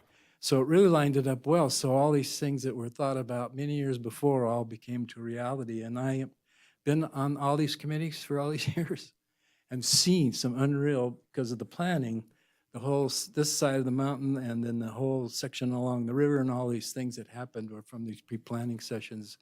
It was, so it helps. So that method of community work is very, very, very successful. So the next thing I want to say is that this is a national model of their work on the open space because of the attention they put to it. And I tell them at every meeting that this is phenomenal. The amount of work the staff does, that we're the best protected lands to maintain their stewardship for the taxpayers there is in the country. Bar none. I've got 50 years in Parks and Rec and ran one of the biggest state parks. And the way they have the staff lined up and the money set aside has very effective, and it's a national model. You need to get credit for that. And the leadership of Jen and Lindsay has been tremendous for this group. And they've, Greg used to be the only trail coordinator in the whole state of Nevada, but now Washoe County has one. And they even had a session at this last conference we just had, but they also have another one hired for Truckee Meadows now too. But Greg was given an award at this session of 350 of his peers for his work with trails, because every one of the group in this team makes sure that they spread that knowledge and wealth of community involvement to the other communities too. And they're well known and respected in the whole community, not just Carson City. So I want to make sure that I pound the drums for them and really give them the credit for what they deserve for all that work. And for you too. That's for you too. Okay. Is there any other? Mr. French? Thank you very much, and thanks to all the people that work for open spaces. One of the concerns that I have is the funding that we've been able to put into other things that I think that we should consider more rangers. And that is because you've got 7,000, thanks to Supervisor Jones, acres of property that need to be observed, if not someone there 24/7, that need to have people walking those trails, riding those trails, observing those trails and spaces on as often as possible. The fact that trash is down and such, with the added populace that are coming to those areas now that they're educated on their being available, I think those things need to be considered. I think funding for staffing, very important on that end, and rangers have to be a well-rounded individual to deal with circumstances that they're going to come on. So one of the things that I really would like to promote is thank yous, and then also education, very important. So I'm glad to hear about the education programs that are going on, but I am concerned about the lack of eyes on the ground. And that means not only eyes on the ground, but I mean, I would be willing, suggest for Prison Hill, drones on occasion. I mentioned the fact that when I was there, I was concerned about the motorcycles that were buzzing by. I have to be concerned about traffic as I walk the streets of Carson. You got to keep your eyes open, I get that. I'm also concerned about the wildlife in some of the areas and the encroachment of certain things. So I'd like to have that really thought out. And I know it's part of your thinking, but I'd like to see a little bit and understand more of that. So I'll be looking to be led on that. But otherwise, I just want to thank the fact that there is a report that I can look at and that I can be educating myself in the process. And there was another thing, and I haven't been able to formulate it in my brain right now, so excuse me, but thank you. Thank you. Okay, is there any other public comment? Ms. Orloff?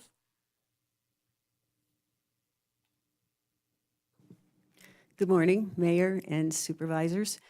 I'm a little disorganized this morning. I wasn't planning on speaking, actually, but I wanted to thank Open Space staff and the advisory committee for being here and for the folks who applied for the position. And congratulations to Greg for the Trail Award.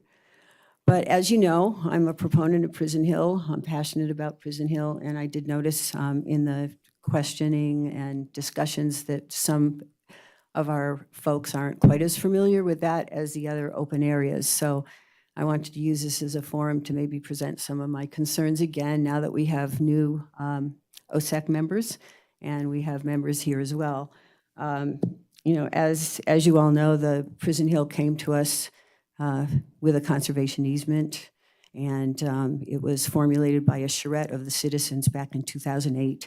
And the emphasis is on, as all our open spaces for Prison Hill is wild, keep it wild, protect, preserve, and conserve the area.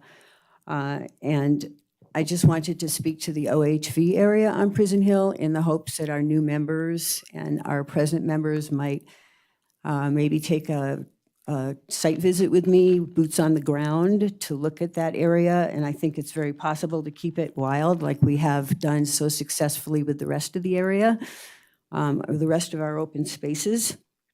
And some of the things that I would like to bring up again in our open space meetings is, are we going to preserve the washes and the intact soil and vegetation that are present in the open areas that allow cross-country riding?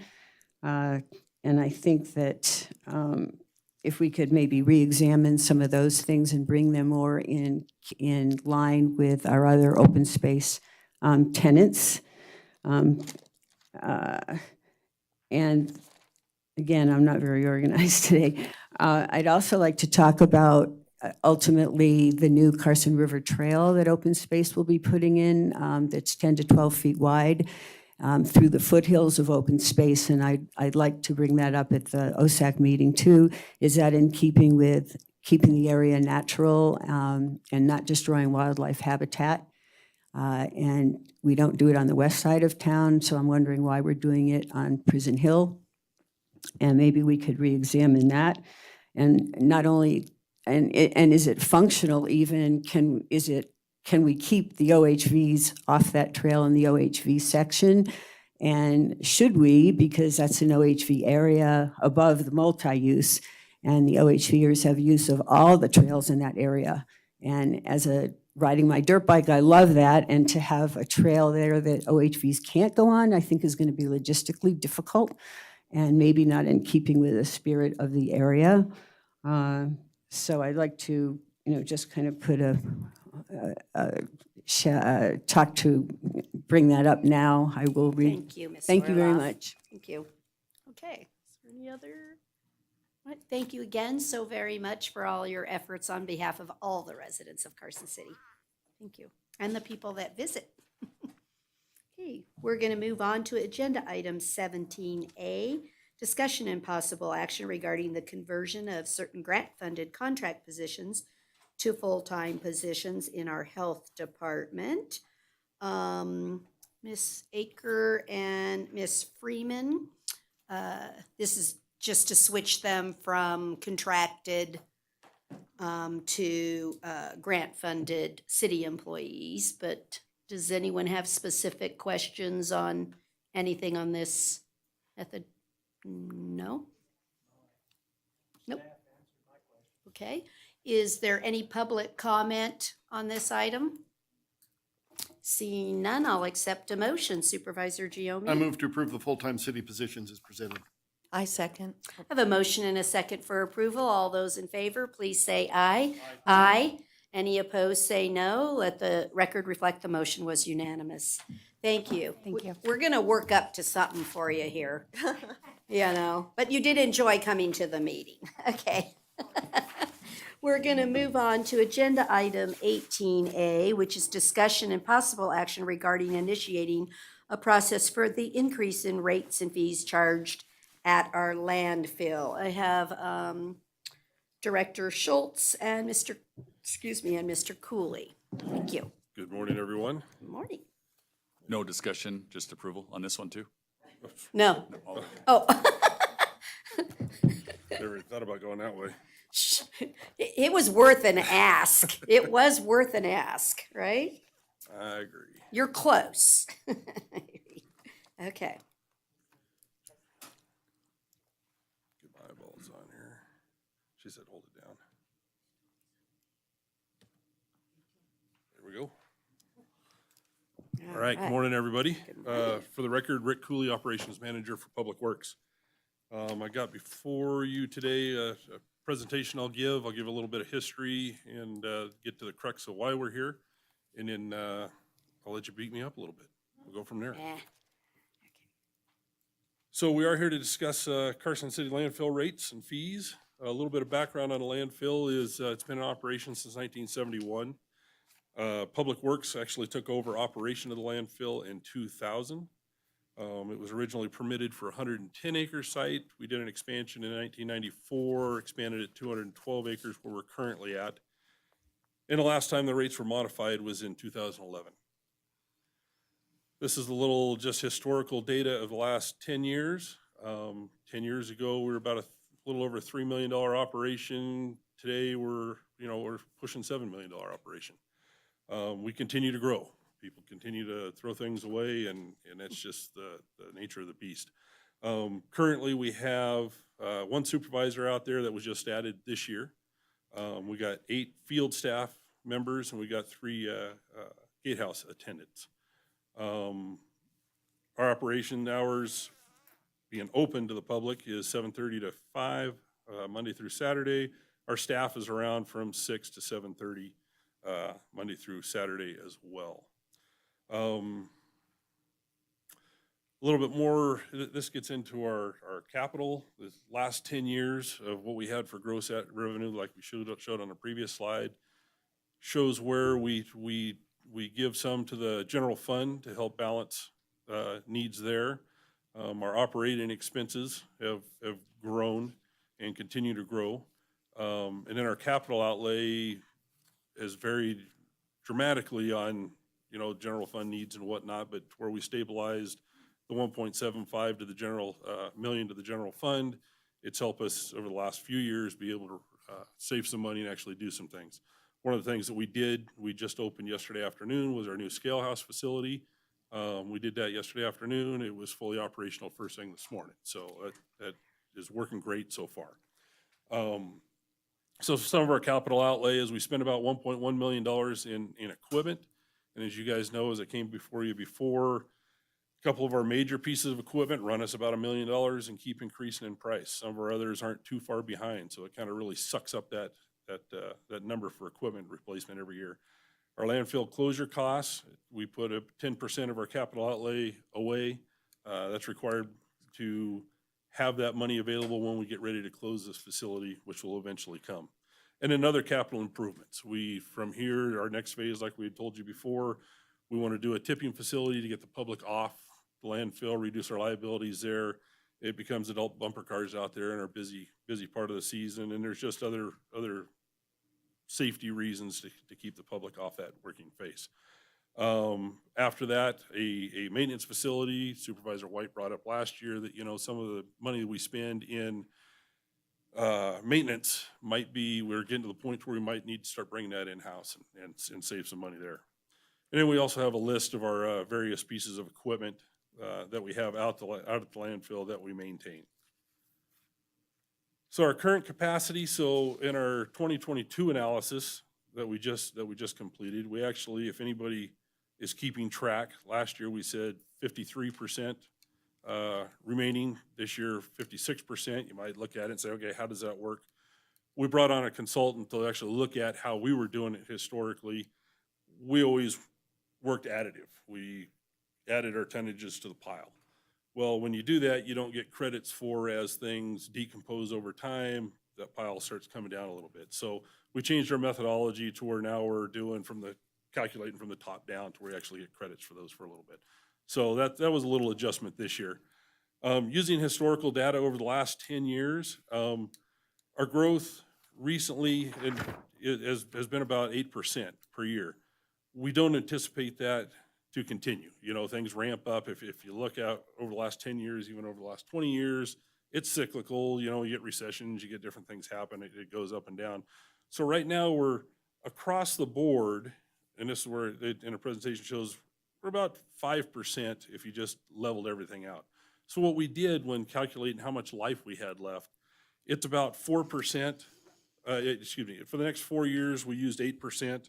From there, we reduced we reduced 0.5% per year till we got down to 3%, and then carried 3% out. And that could be adjusted. As we do this adjustment every year, we look at it, we fly to the landfill, we do these calculations, we actually look at it, and we actually report to the state on this. Right now, that looks like a legitimate deal. What we've used in the past was a real low number of just the growth of Carson City itself, but we're really we're a Carson City landfill, but we take a lot of trash regionally. And so we started having to look outside our bounds to where instead of doing this guessing game of saying, hey, we got 40 years left, and then next year we end up dropping 3-4 years, hopefully this will steady that a little bit to where we drop each year, we're dropping a year. And we'll keep looking at that, and if things that 8% needs to extend out a little bit because it's continuing, we'll do that. If not, we'll adjust as needed. And the other thing is we need to start planning for funding for the future of the landfill. What does this look like? Does Carson City continue to have a landfill? Do we decide, is it a good thing? Is it not a good thing? Are we ready to pay, to send it elsewhere? There's several things that we can be looking at. So current and future needs. So there's obviously additional staff needs. We got regulatory and environmental requirements continue to increase. Those are put on us. We don't have a choice on those issues. Equipment maintenance, it's never cheaper we're getting ahead of the game a little bit, and we've been replacing some of our equipment. So instead of having a bunch of old equipment that sucks up a lot of money, we're able to, I think that's actually getting better and actually normalizing a little bit. Site maintenance, we got 212 acres we got to maintain. Wood waste and metal recycling costs money to deal with those metals. We get some money back from the recycling value. Wood waste, we spend a lot of time moving wood waste around. It's a feel-good thing. We've got a lot of trees and limbs and whatnot here we deal with, but we spend a lot of time and effort and money dealing with that wood waste. When it comes to collecting it, moving it to a location that can be ground, we grind it up, we move it back into the landfill. Wish we had a biomass facility that we can send the stuff to. We used to, but California was in Loyalton, California, and their requirements got to where contamination levels had to be so small they couldn't accept our material anymore. Cover material, and this is going to be a big one here coming up soon. The big pile that we have out there that you guys have seen that we got from the freeway is becoming a pretty small pile. And so we do about $50,000 in blasting every year inside the landfill, so we're able to use that material, build a bigger hole, fill the hole. But that's going to come as we get trash. It's pretty much covered everything. That's coming to an end here pretty soon. We're going to have to look for other sources of material. Load compliance checker, that's in our new facility. We get a lot of when we try not to say the F word, but when we have a combustion event that happens out there in the middle of the night, we get a lot of metal tanks and stuff that explode, and a bunch of things that shouldn't be there that get passed. And so putting things into this new tipping facility is going to put a set of eyes. That individual's going to have a set of eyes to be able to pull some of these things out. And also at the gatehouse. We currently don't have any redundancy in the gatehouse, so one of the things that we run into there, somebody calls in sick, somebody's off, we got to pull somebody in from the field. If somebody from the field is off or sick, that kind of creates it kind of a cascading effect. Other costs, our household hazardous waste program, it's a great program. It's a great program for the citizens. We only do it for the citizens of Carson City.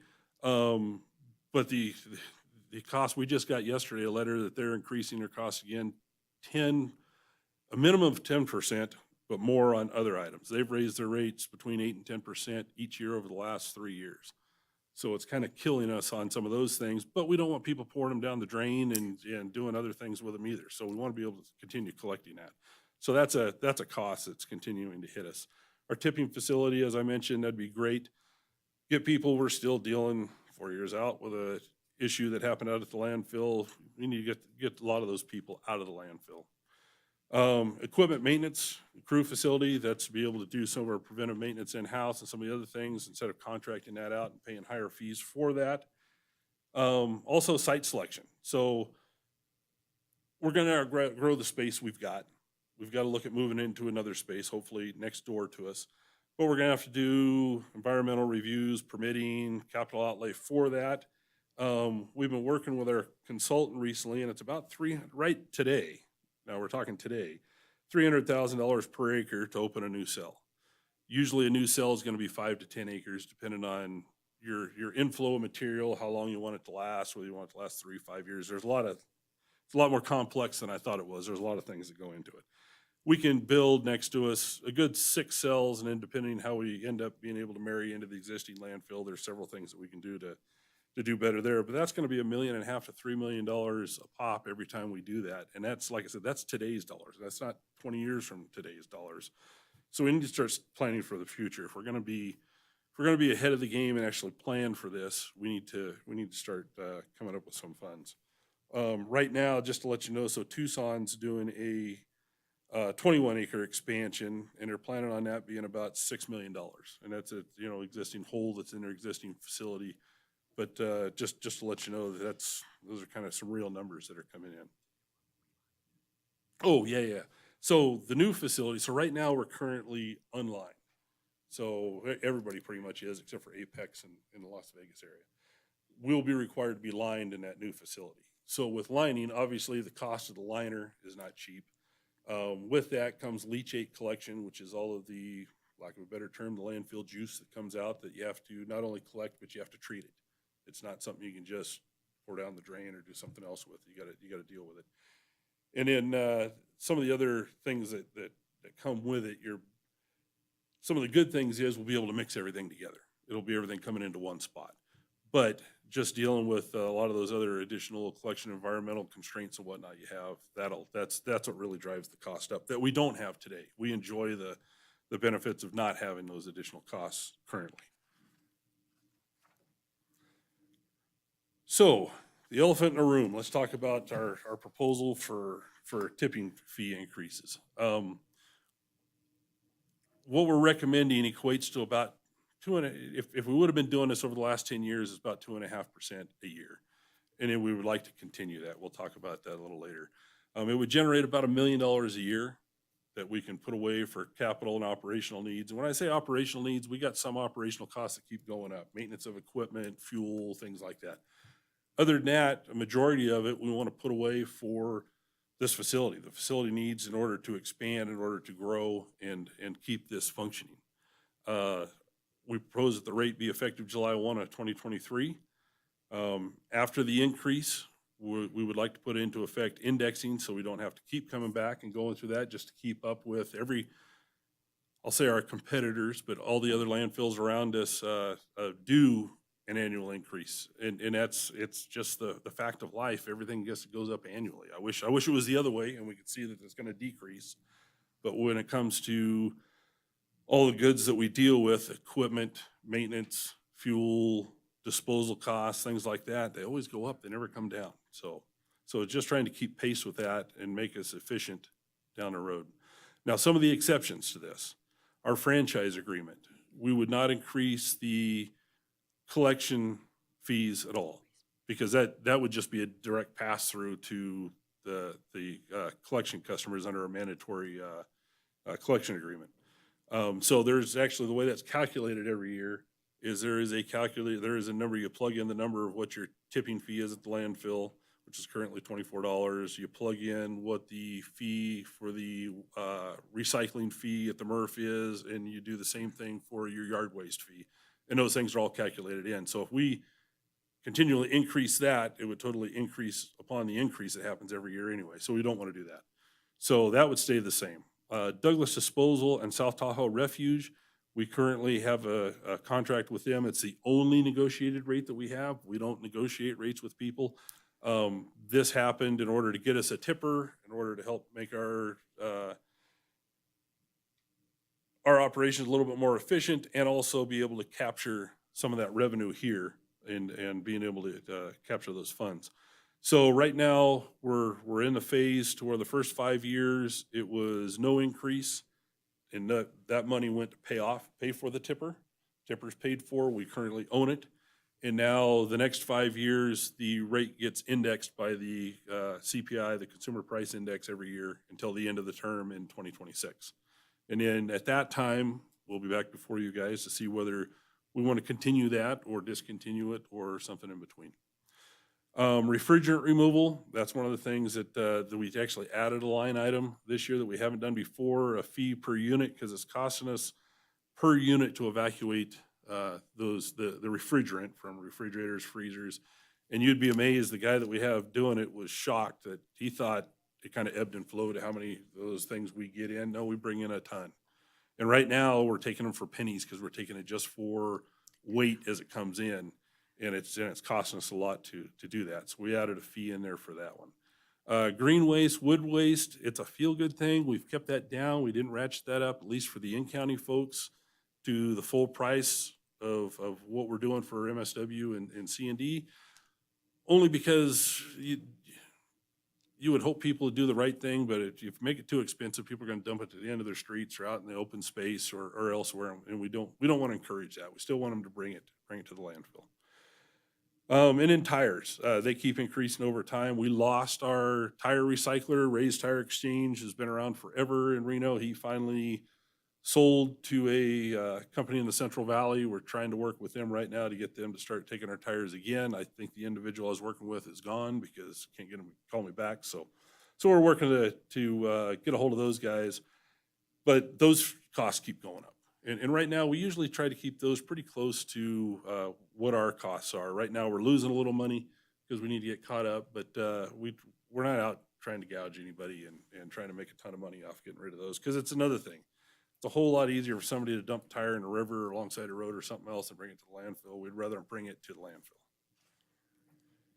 So let's, the next 4 slides will talk about actual rates. So I threw out a couple terms, MSW, C&D a minute ago, municipal solid waste, and construction and demolition. So I get hung up in the industrial terms, but so in-county rates, we'll touch on those first. So what's in blue is what we currently charge, what's in green is what our proposal is. So we propose taking our normal tonnage fee for MSW and C&D, which is a majority of the waste that we bring in. From $24 to $30, and then take the minimum from 10 to 15. Typically, a minimum fee is a half ton, and so that's why it ends up being half as much. It's currently now just a little bit lower than half. It's something that we can be played with if need to. And then our green waste is currently at $12 a ton. We propose taking up that to 20. Some of the other miscellaneous rates that we have out there, and these are strictly, I don't want to say pass through, but this is kind of what it costs us to do business on these. So our asbestos, we want to take that up from 50 to 63. Our medical waste, we don't take a lot of that, but we do take a little bit from 200 to 253. And these are just incremental increases like we talked about. Dead animals, we take a lot of dead animals, if you didn't know. 60 to 76. Currently, there's the line item that has no fee currently for refrigerant. We want to start that at $25. Working with the Douglas disposal, that's where they're at, is $25. Right now, it's costing us $18 per unit, plus they take the compressors for us. So that's kind of a trade-off there, but that'll be going up here shortly. So that's why we want to be ahead of it on that one. And then our tires, like I said, right now we're losing a little money on tires. We want to raise that up just for the standard vehicle tires. The larger diameter truck tires and tractor tires, we don't take a whole lot of those. And the $20 and $30 should cover those. But the actual residential, if you will, tires are the ones that we need to ratchet up a little bit to get caught up. And then also on trailer units, we take probably about 2 to 3 mobile homes a month. And so we need to bring that up a little bit in order to dispose of those. They're a little bit of a pain, especially with the frame and whatnot, to crunch up and get tucked away somewhere. And then loader assistance. This is where people come in and usually it's contractors and whatnot come in with a larger vehicle and they need some help unloading it with a loader or something like that. Just raising that incrementally. So that's the in-county rates. So now we'll roll over to the out-of-county. So with the out-of-county, it's a little bit more. We've historically charged out-of-county, 2 to 3 times more than what we charge the in-county folks. So we're just staying with the same methodology, same basically incremental rate that we did with the in-county folks, taking it from 58 up to 74. We're recommending getting rid of the deduction for the wood waste, green waste for the out-of-county folks and just having them all just be $74, and then the minimum is half that amount. To the out-of-county, the miscellaneous rates, we do not take asbestos or medical waste from out-of-county. That's just something we don't do. So that's a non-issue. The dead animals increase. We added the refrigerant fee. And then we also increased the residential tires, left the other tires the same. I don't think I touched on the immediate burial before, but there's a price for that. So that's typically when they bring in bad marijuana to us. That's the big thing lately. Documents, instead of people shredding documents, they can bring those in. We can do immediate burial for that. Anything that needs to be signed off that it was buried and it can't be rummaged through. Some commercial entities actually do that with some of their sales, old sales stuff that they bring to us that they don't want somebody pillaging through. You're not supposed to scavenge the landfill, but it seems to happen. So they pay to have it immediately buried, so it's tucked away and nobody gets it. And then same thing with mobile homes and then the loader assistance fee. So this will give you just a little flavor of the surrounding rates. Lockwood's a little hard to compare to only because they charge a lot is by cubic yardage. So I converted it to tonnage and it's not an exact science. But traditionally we've been the cheapest game in town. That's why we get a lot of people bring us waste from the Reno area, even though it's closer to go out to Lockwood. It's a whole lot cheaper to bring it to us. We get stuff from, we get a lot of stuff from the Sierra Army Depot up outside of Susanville. We're the cheapest game in town. So we're not looking to catch up to everybody. We're looking to be somewhere in the middle there. But at the same time, we're giving it away. And if we can capitalize on this resource in order to save money and not have to borrow money in the future when we need to do some of these expansions and whatnot, it just seems to make sense to us. To give you just a little bit of a flavor for what we take in, so tonnage wise, if we pull out waste management, take out our collection service, we're really close to 50-50 of what we bring in from out of county versus in county. A big chunk, 18%, comes from the El Dorado County in California, which is South Lake Tahoe. 14% comes from Douglas and 7% comes out of Washoe. The other 11% of that, 50%, comes scattered throughout the other counties. So in doing that, where'd my other note go? Lost my other note. And doing that, that's talking about tonnage is about 50/50. When you look at revenue, it's about 40% in county, 60% out of county currently. So the lion's share is being picked up from outside our county. And with that, I think I covered everything, and I'll let you have at me. Thank you. So in general, I understand the need, and something that this board continually talks about in the public is that we're not planning for today. It's really hard for people to understand that our role is to plan for 5 years and 10 years and 20 years down the path. And so when I look at all of this overall, I think that you're certainly on the right methodologies and the right track. But my particular discussion point that I think we should address here is I'm very interested in seeing what method of change we can make here to give a little more relief to our in-county rate on those minimums. So we have, unless I misunderstand anything and you can tell me, so when I'm looking here at MSW, compacted and uncompacted, the minimum going to the $15, that's my guy with the pickup truck. Yep. That's coming out there, and currently we're charging $10. But something that they will also be experiencing that is new is if you have a refrigerator, you're now gonna also get $25. You are correct. And so it would be moving to $40 where they're used to paying $10. And so what small changes could we do? Because as you said, I want to encourage appropriate removal of garbage and waste in our community. And I think we've worked extremely hard to get the waste down on our public open spaces. That's what we talked about earlier today, because we encourage that within our rate structure. And so can we slightly increase some more in the out of county?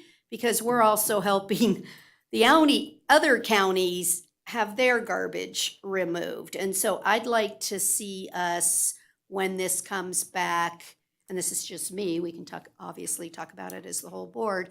I'd like to see the rates on the minimum on those two be reduced. Keep them as close if we can. They might have, I don't know, might have to go to $12, but let's see what we can do. Definitely. To still maintain where we're going for equipment.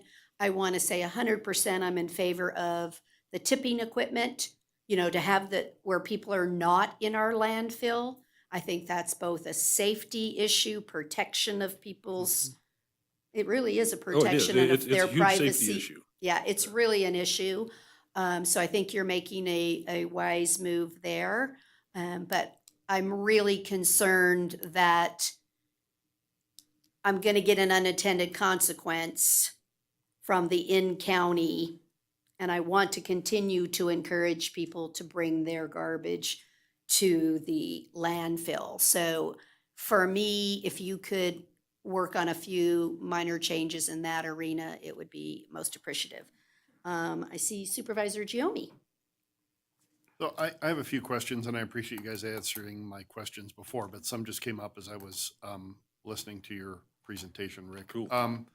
Under the MSW compacted, I mean, that essentially is just waste management, right? I mean, that's, because no citizen is coming in with compacted waste. For in-county, yes, correct. Okay.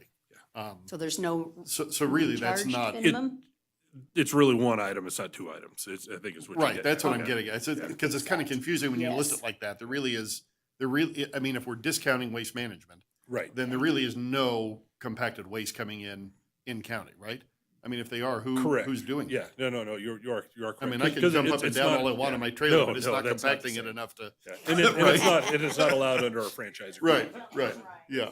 Yeah, Yeah. well, Okay. I'm For- heavy for enough the certainly most to part- compact things, but it doesn't work. Yeah, for the most Oh, part, says- the reason these are carried through is this is the same format that's on our rate board Right, and on the okay. rate sheet online. So it just carries across because we Confusion, do. I just wanted yeah. to mention. Yeah, because we do take uncompacted and compacted from out of county. And I just want to, I don't know if I mean, you alluded to it. I don't know if we really, I just want to flat out say that we're saying flat out that what we are charging waste management is, we're not considering an increase. No, that's not going So to change that, at all. I think that's very important to get the message out that we don't, any rate increases that waste management passes on are coming from the franchise Recycling. agreement that we Correct. have with them The that are CPI initiated by increase. them. Yes. Not initiated by us. So nothing Correct. we're doing here today will affect the rates of the vast majority of our citizens who are using waste management for their Correct. disposal. Correct. It'd be a little disingenuous to backdoor nail them here and have I it think, continue. I think we all agree with that. Yeah.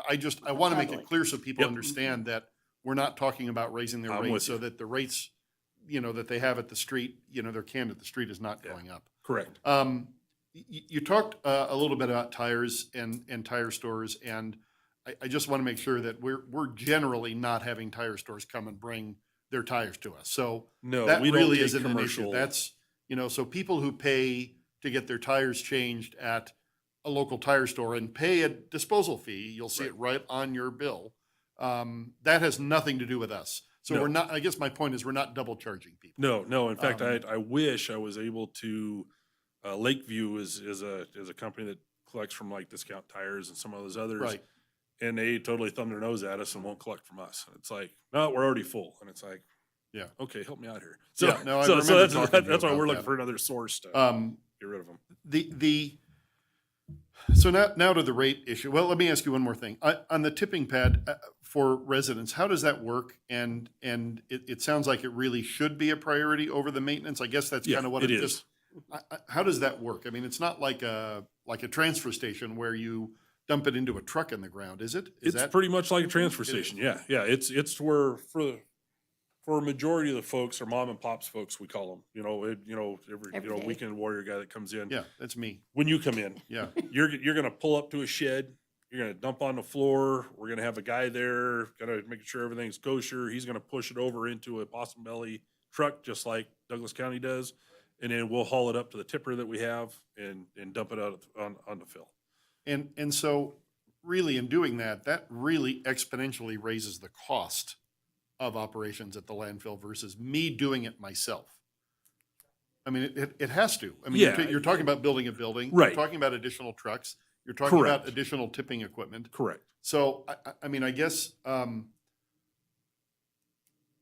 what is our safety rate? I mean, how many injuries have we had?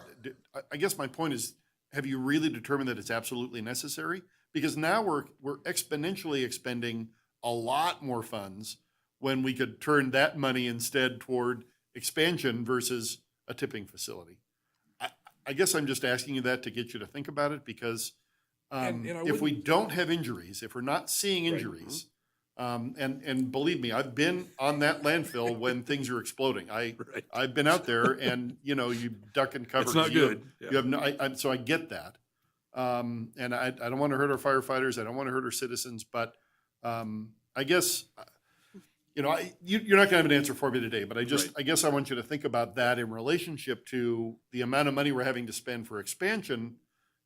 Should we be setting aside more for expansion versus a tipping facility?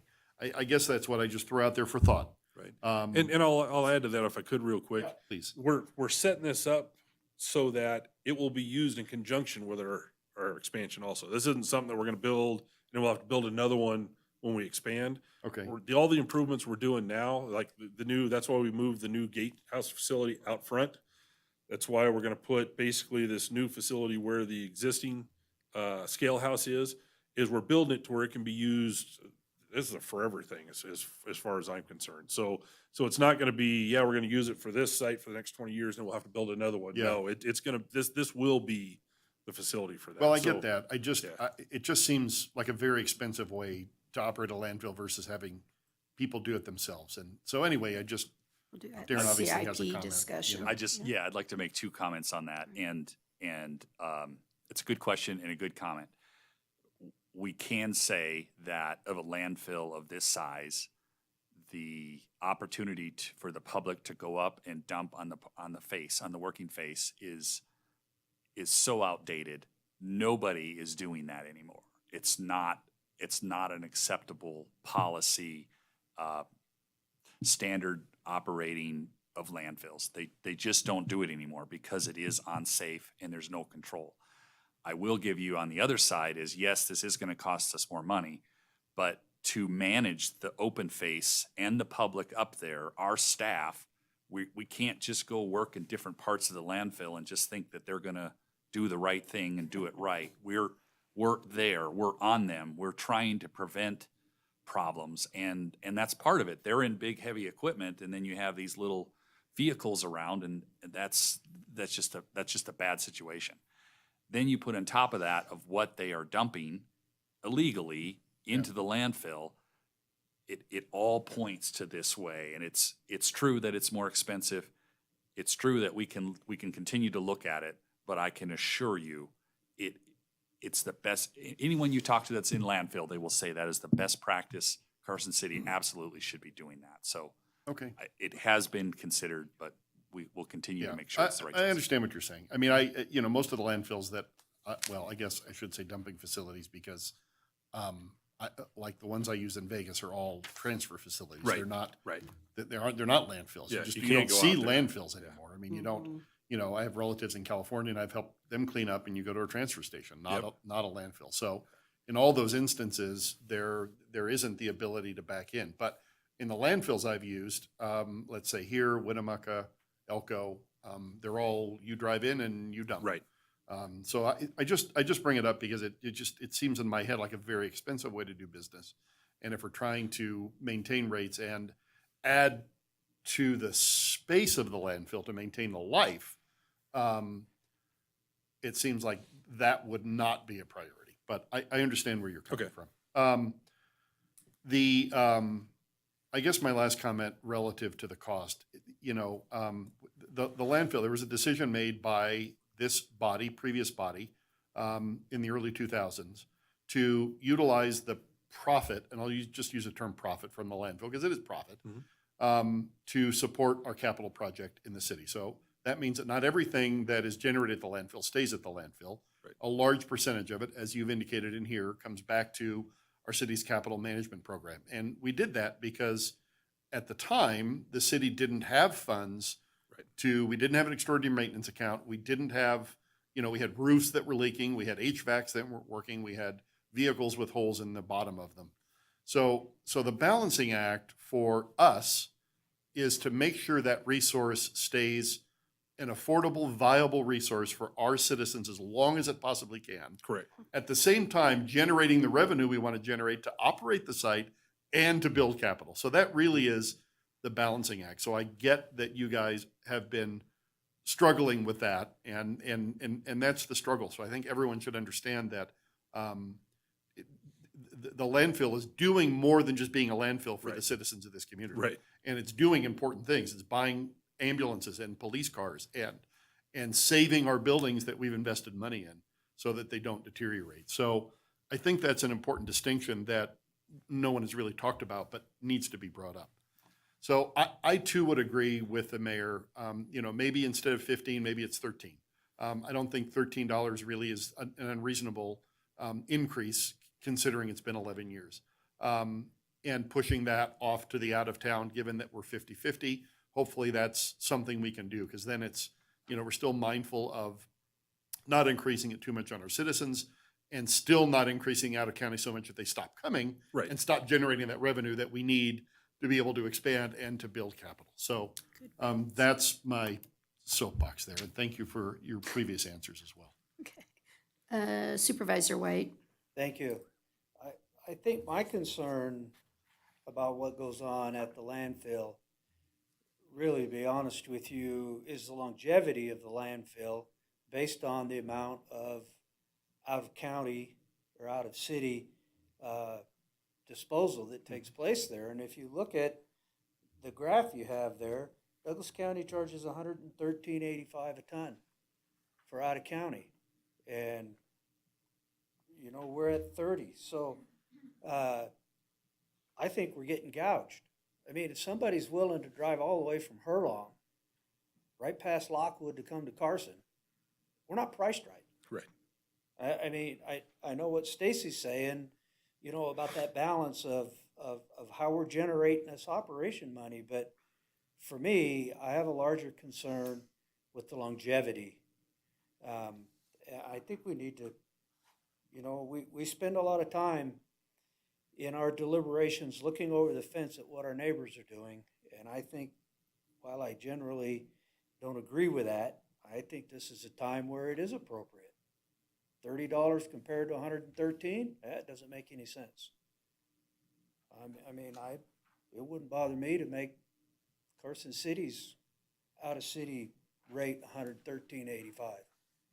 Because, you know, Mendon and Gardnerville drive their municipal waste over here. I see them going out Highway 50 all the time because I live over there. So, and I know contractors use the fudge factor as well. Correct. We got to, in my mind, get a better handle and charge more appropriately for this out-of-city importation of other people's trash. Because, you know, we're talking about trying to work with the state to get more land. I think that's where we need to go. Squeeze them folks. And just to clarify, so the out-of-county would come up to 74 for those out-of-county folks, so. Right. Okay. Yeah, I think what I've heard so far, three of us, and we'll see on that we would like you to work to reduce the in-county a little bit and bump up the out-of-county. And I agree to find that sweet spot because you need sufficient enough capital coming in to operate the landfill. But I think that's what we're saying, that we're not comfortable quite what you have here. You know, we want to see, unless I'm missing where we're going on the direction here, we want to see you shift higher on the out-of-county based on the knowledge that we have what all the other jurisdictions are charging. That's why they're using us. So we still want them to help us in our balancing act and earning our dollars, but I want to give as much relief to the in-county that we can. So I don't know if we overall can come up with a rationale to send you back with to obtain where you want to go, but with the direction is to bring us back a plan that shifts Right. more And to I the would out-of-county. I would just be a little cautious in that, realize that at some point, at some rate, it's going to be more advantageous to go elsewhere. But So, we so understand. we Right. will We lose, understand. we will lose some of those, but yeah, Yeah, we it's just understand one of that. those things that's like part of the balancing act. But like you said, then I get another year on my landfill. So Right, each yeah. thing is a trade that we're you're doing, correct. and you're exactly correct. But I think I see Stan just kind of shaking his head too, and I can let Supervisor Shooty hasn't weighed in yet. But I think all we're telling you is we structurally want this amended to shift more to the out-of-county component. Because if we're going to be utilizing our landfill and they're a half or a 60% user of it, they're going to have to shoulder a little more of that burden. And that's, I think, what we're after. But I'll let Supervisor Shooty has not weighed in yet. Thank you. You know, I agree with everything that has been said. Yeah, it's that balance of that taking trash in, sorry, and the benefit, you know, what the financial benefits of that, balancing it with the ultimate need for expansion and the cost of that will bring, as well as the difficulty for surrounding area that will bring. So I am in support of this conversation. Thanks. Certainly. Sorry, Karen? oh, I'll come to you in just a okay, second. sorry. Or go ahead, Stacy. Okay, Or well, it doesn't matter. sorry, just, I Doesn't matter. had He one more might note give that you an answer. I've got Okay. scribbles all over I have one more note that I did ask you previously, and that was about the growth rate. And I guess I have a little bit of concern that I don't know that we're going to drop to 5. I guess that's what I'm concerned about. And so I'm concerned that we drop our assumption to 5% growth, but the growth stays at 7 or 8, and we're not getting the years we think we're going to get. So I guess I would just say, I know a lot of those early years, we got a lot of waste from the Angora fire, and some of the other fires that have been in the area. The pandemic, I think to a lot of our surprises, generated a lot of waste because people were staying at home and doing, household cleaning and, but it seems to me that, we live in a fire environment. It seems like there's always going to be a fire, and I hope there's not going to be another pandemic, but heck, there could be. And so I don't know that we're going to see that drop. And I guess if we don't see that drop, that 3% drop from 8 to 5 means that there's a corresponding drop in the life. Right. So I guess it's good to hear that you can adjust that every year and we use some sort of formula that we're given by a consultant. I guess for my 2 cents, I would just ask you to really look at that harder because I don't think we're going to see that drop. We haven't seen it. We haven't seen a drop at all. And maybe the rates a year or two after we see the rates, then we'll have a better idea where we are, and then we can revise that formula. Yes. And that's probably the best scenario that we have is rate adjustment, go a couple of years and see where we are. So, thank you. Okay. Supervisor White, did you have another comment? Yeah, so for me, I've always been a proponent of cooperating with our neighbors. And this is one of those places we can do that. And as far as finding that sweet spot of what makes them go away, call them up and ask them. Blame it on us. Tell them, hey, the Board of Supervisors isn't happy with this proposed out-of-town rate. What would it take for you to quit coming here and then go below that? Just ask them. Okay. Mr. Schultz? Thank you very much. A couple of comments of just things that have come up. So to your point, Mr. Giomi, we will be coming back to you on a regular basis, updating this. Perhaps 2 years from now would be a good time to kind of get a read of what we've done here today and what impact has that had, and also in terms of the amount of waste that's coming in for a period of 2 years. So that's something we will be doing. The other thing that Rick mentioned is, a big portion of that out of county is the stuff that's coming from Douglas Disposal and South Tahoe Refuge. So that contract is coming forward here in Fort. We'll start negotiating that in 3 years probably, but ultimately 4 years. A decision could be made at that time. Hey, we're growing too fast. You're We gonna don't go like to what the this looks out-of-county like. rate. Let's either cut that off or let's charge them, a big amount. I mean, that decision is coming regardless. And then also in anticipation of the discussion today, right? That's what you pay us for. We would need to look at it, and we have time to do that before we come back to you. But just simply raising the proposed out-of-county minimums from 37 to 40, then it would be pretty close if we turned around to the in-county minimum and reduced those by $3, because as Rick said, it's almost pretty close to 50-50.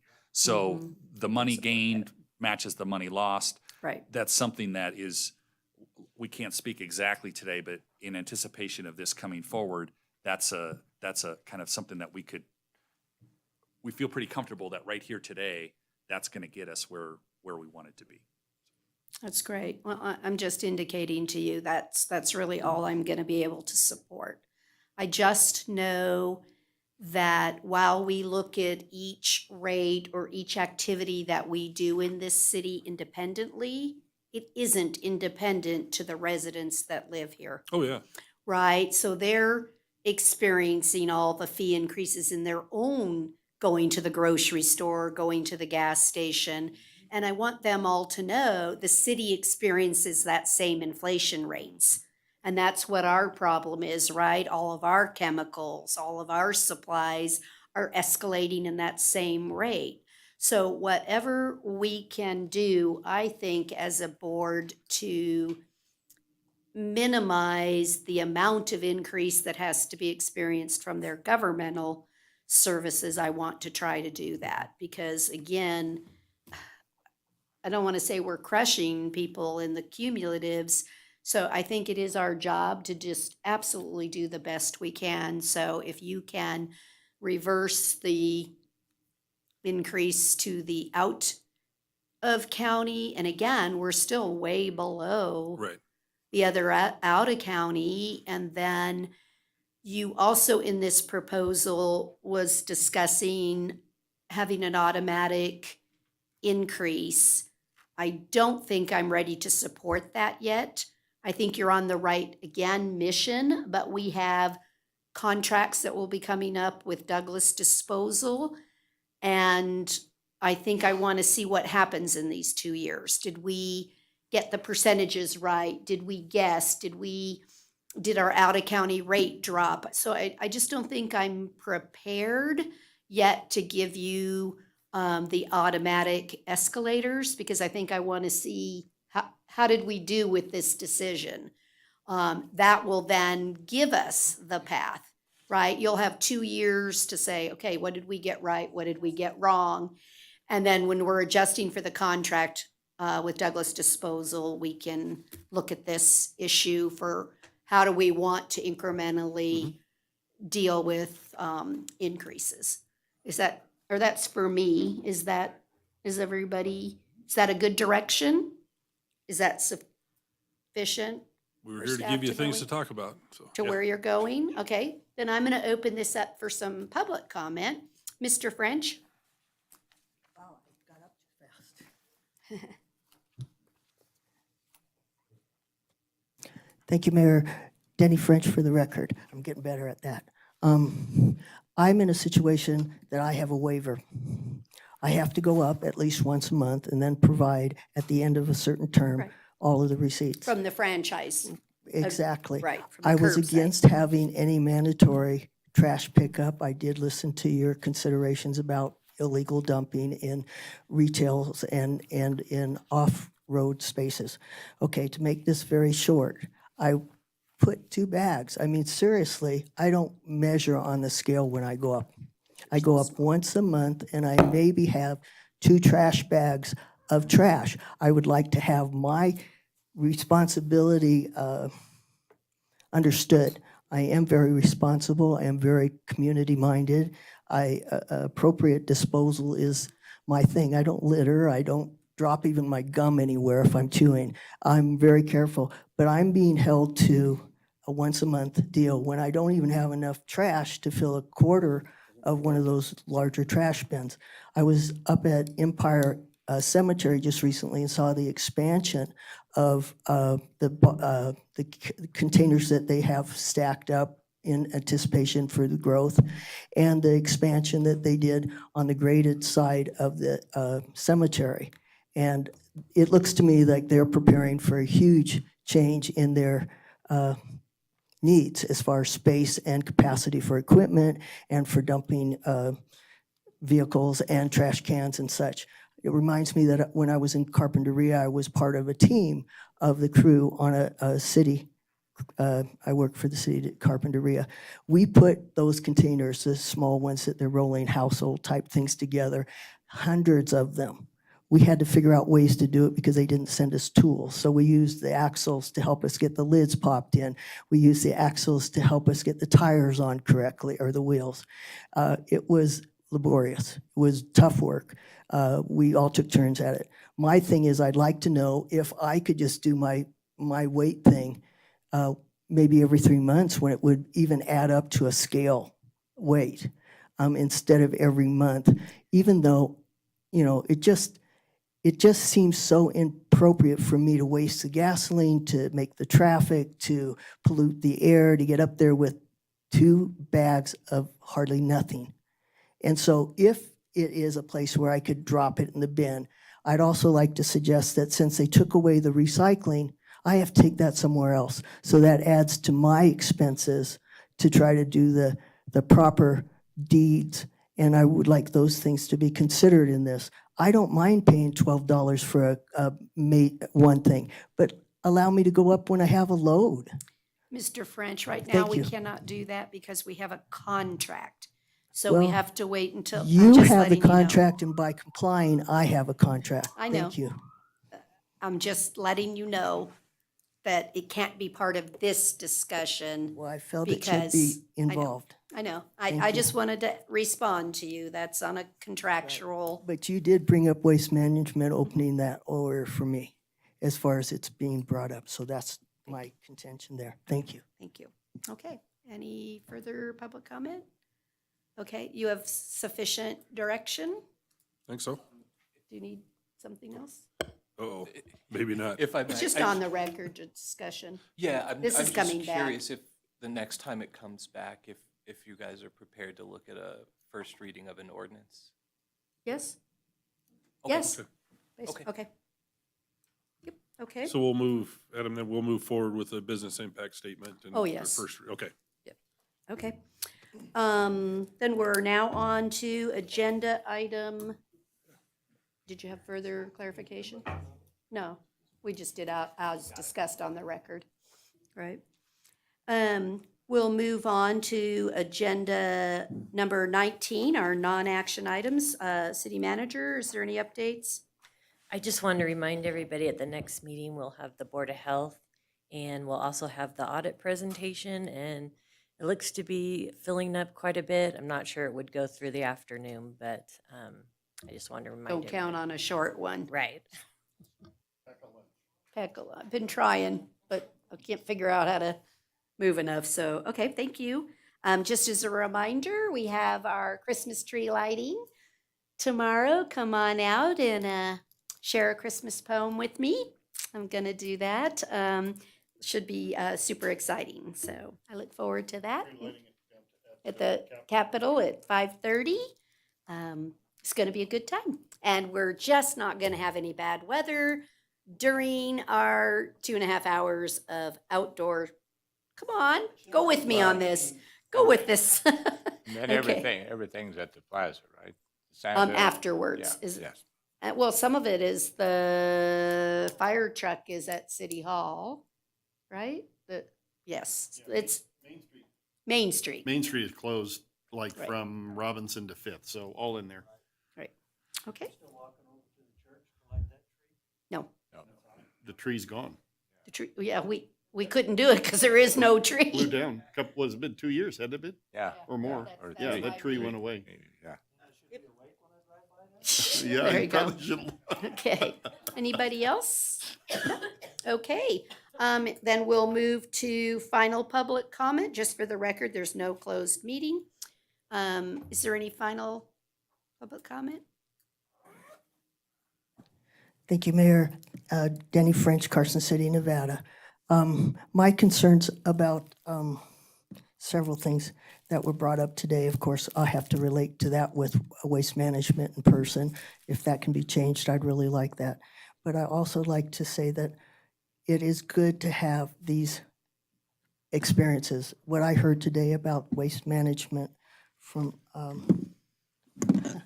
I can't think of the names, but y'all know, that just presented the information from the waste management was very helpful. And I do hope that they would maybe reconsider putting the recycling option for me in and for others. And I do like the fact that I could maybe not have to drive up that hill and jeopardize my tires as I do, or deal with the dust and different circumstances. So that's something I think the tipper might be helpful. So other than that, I just want to thank you all again for showing up. We may have our differences, but you're doing the footwork, and I do appreciate that. Thank you. Thank you. Okay. Any other? Picking up the trash along the open space I saw you doing the other day. Thank you so much. Okay, if there's no further public comment, we are adjourned. Great job, team. Thank you.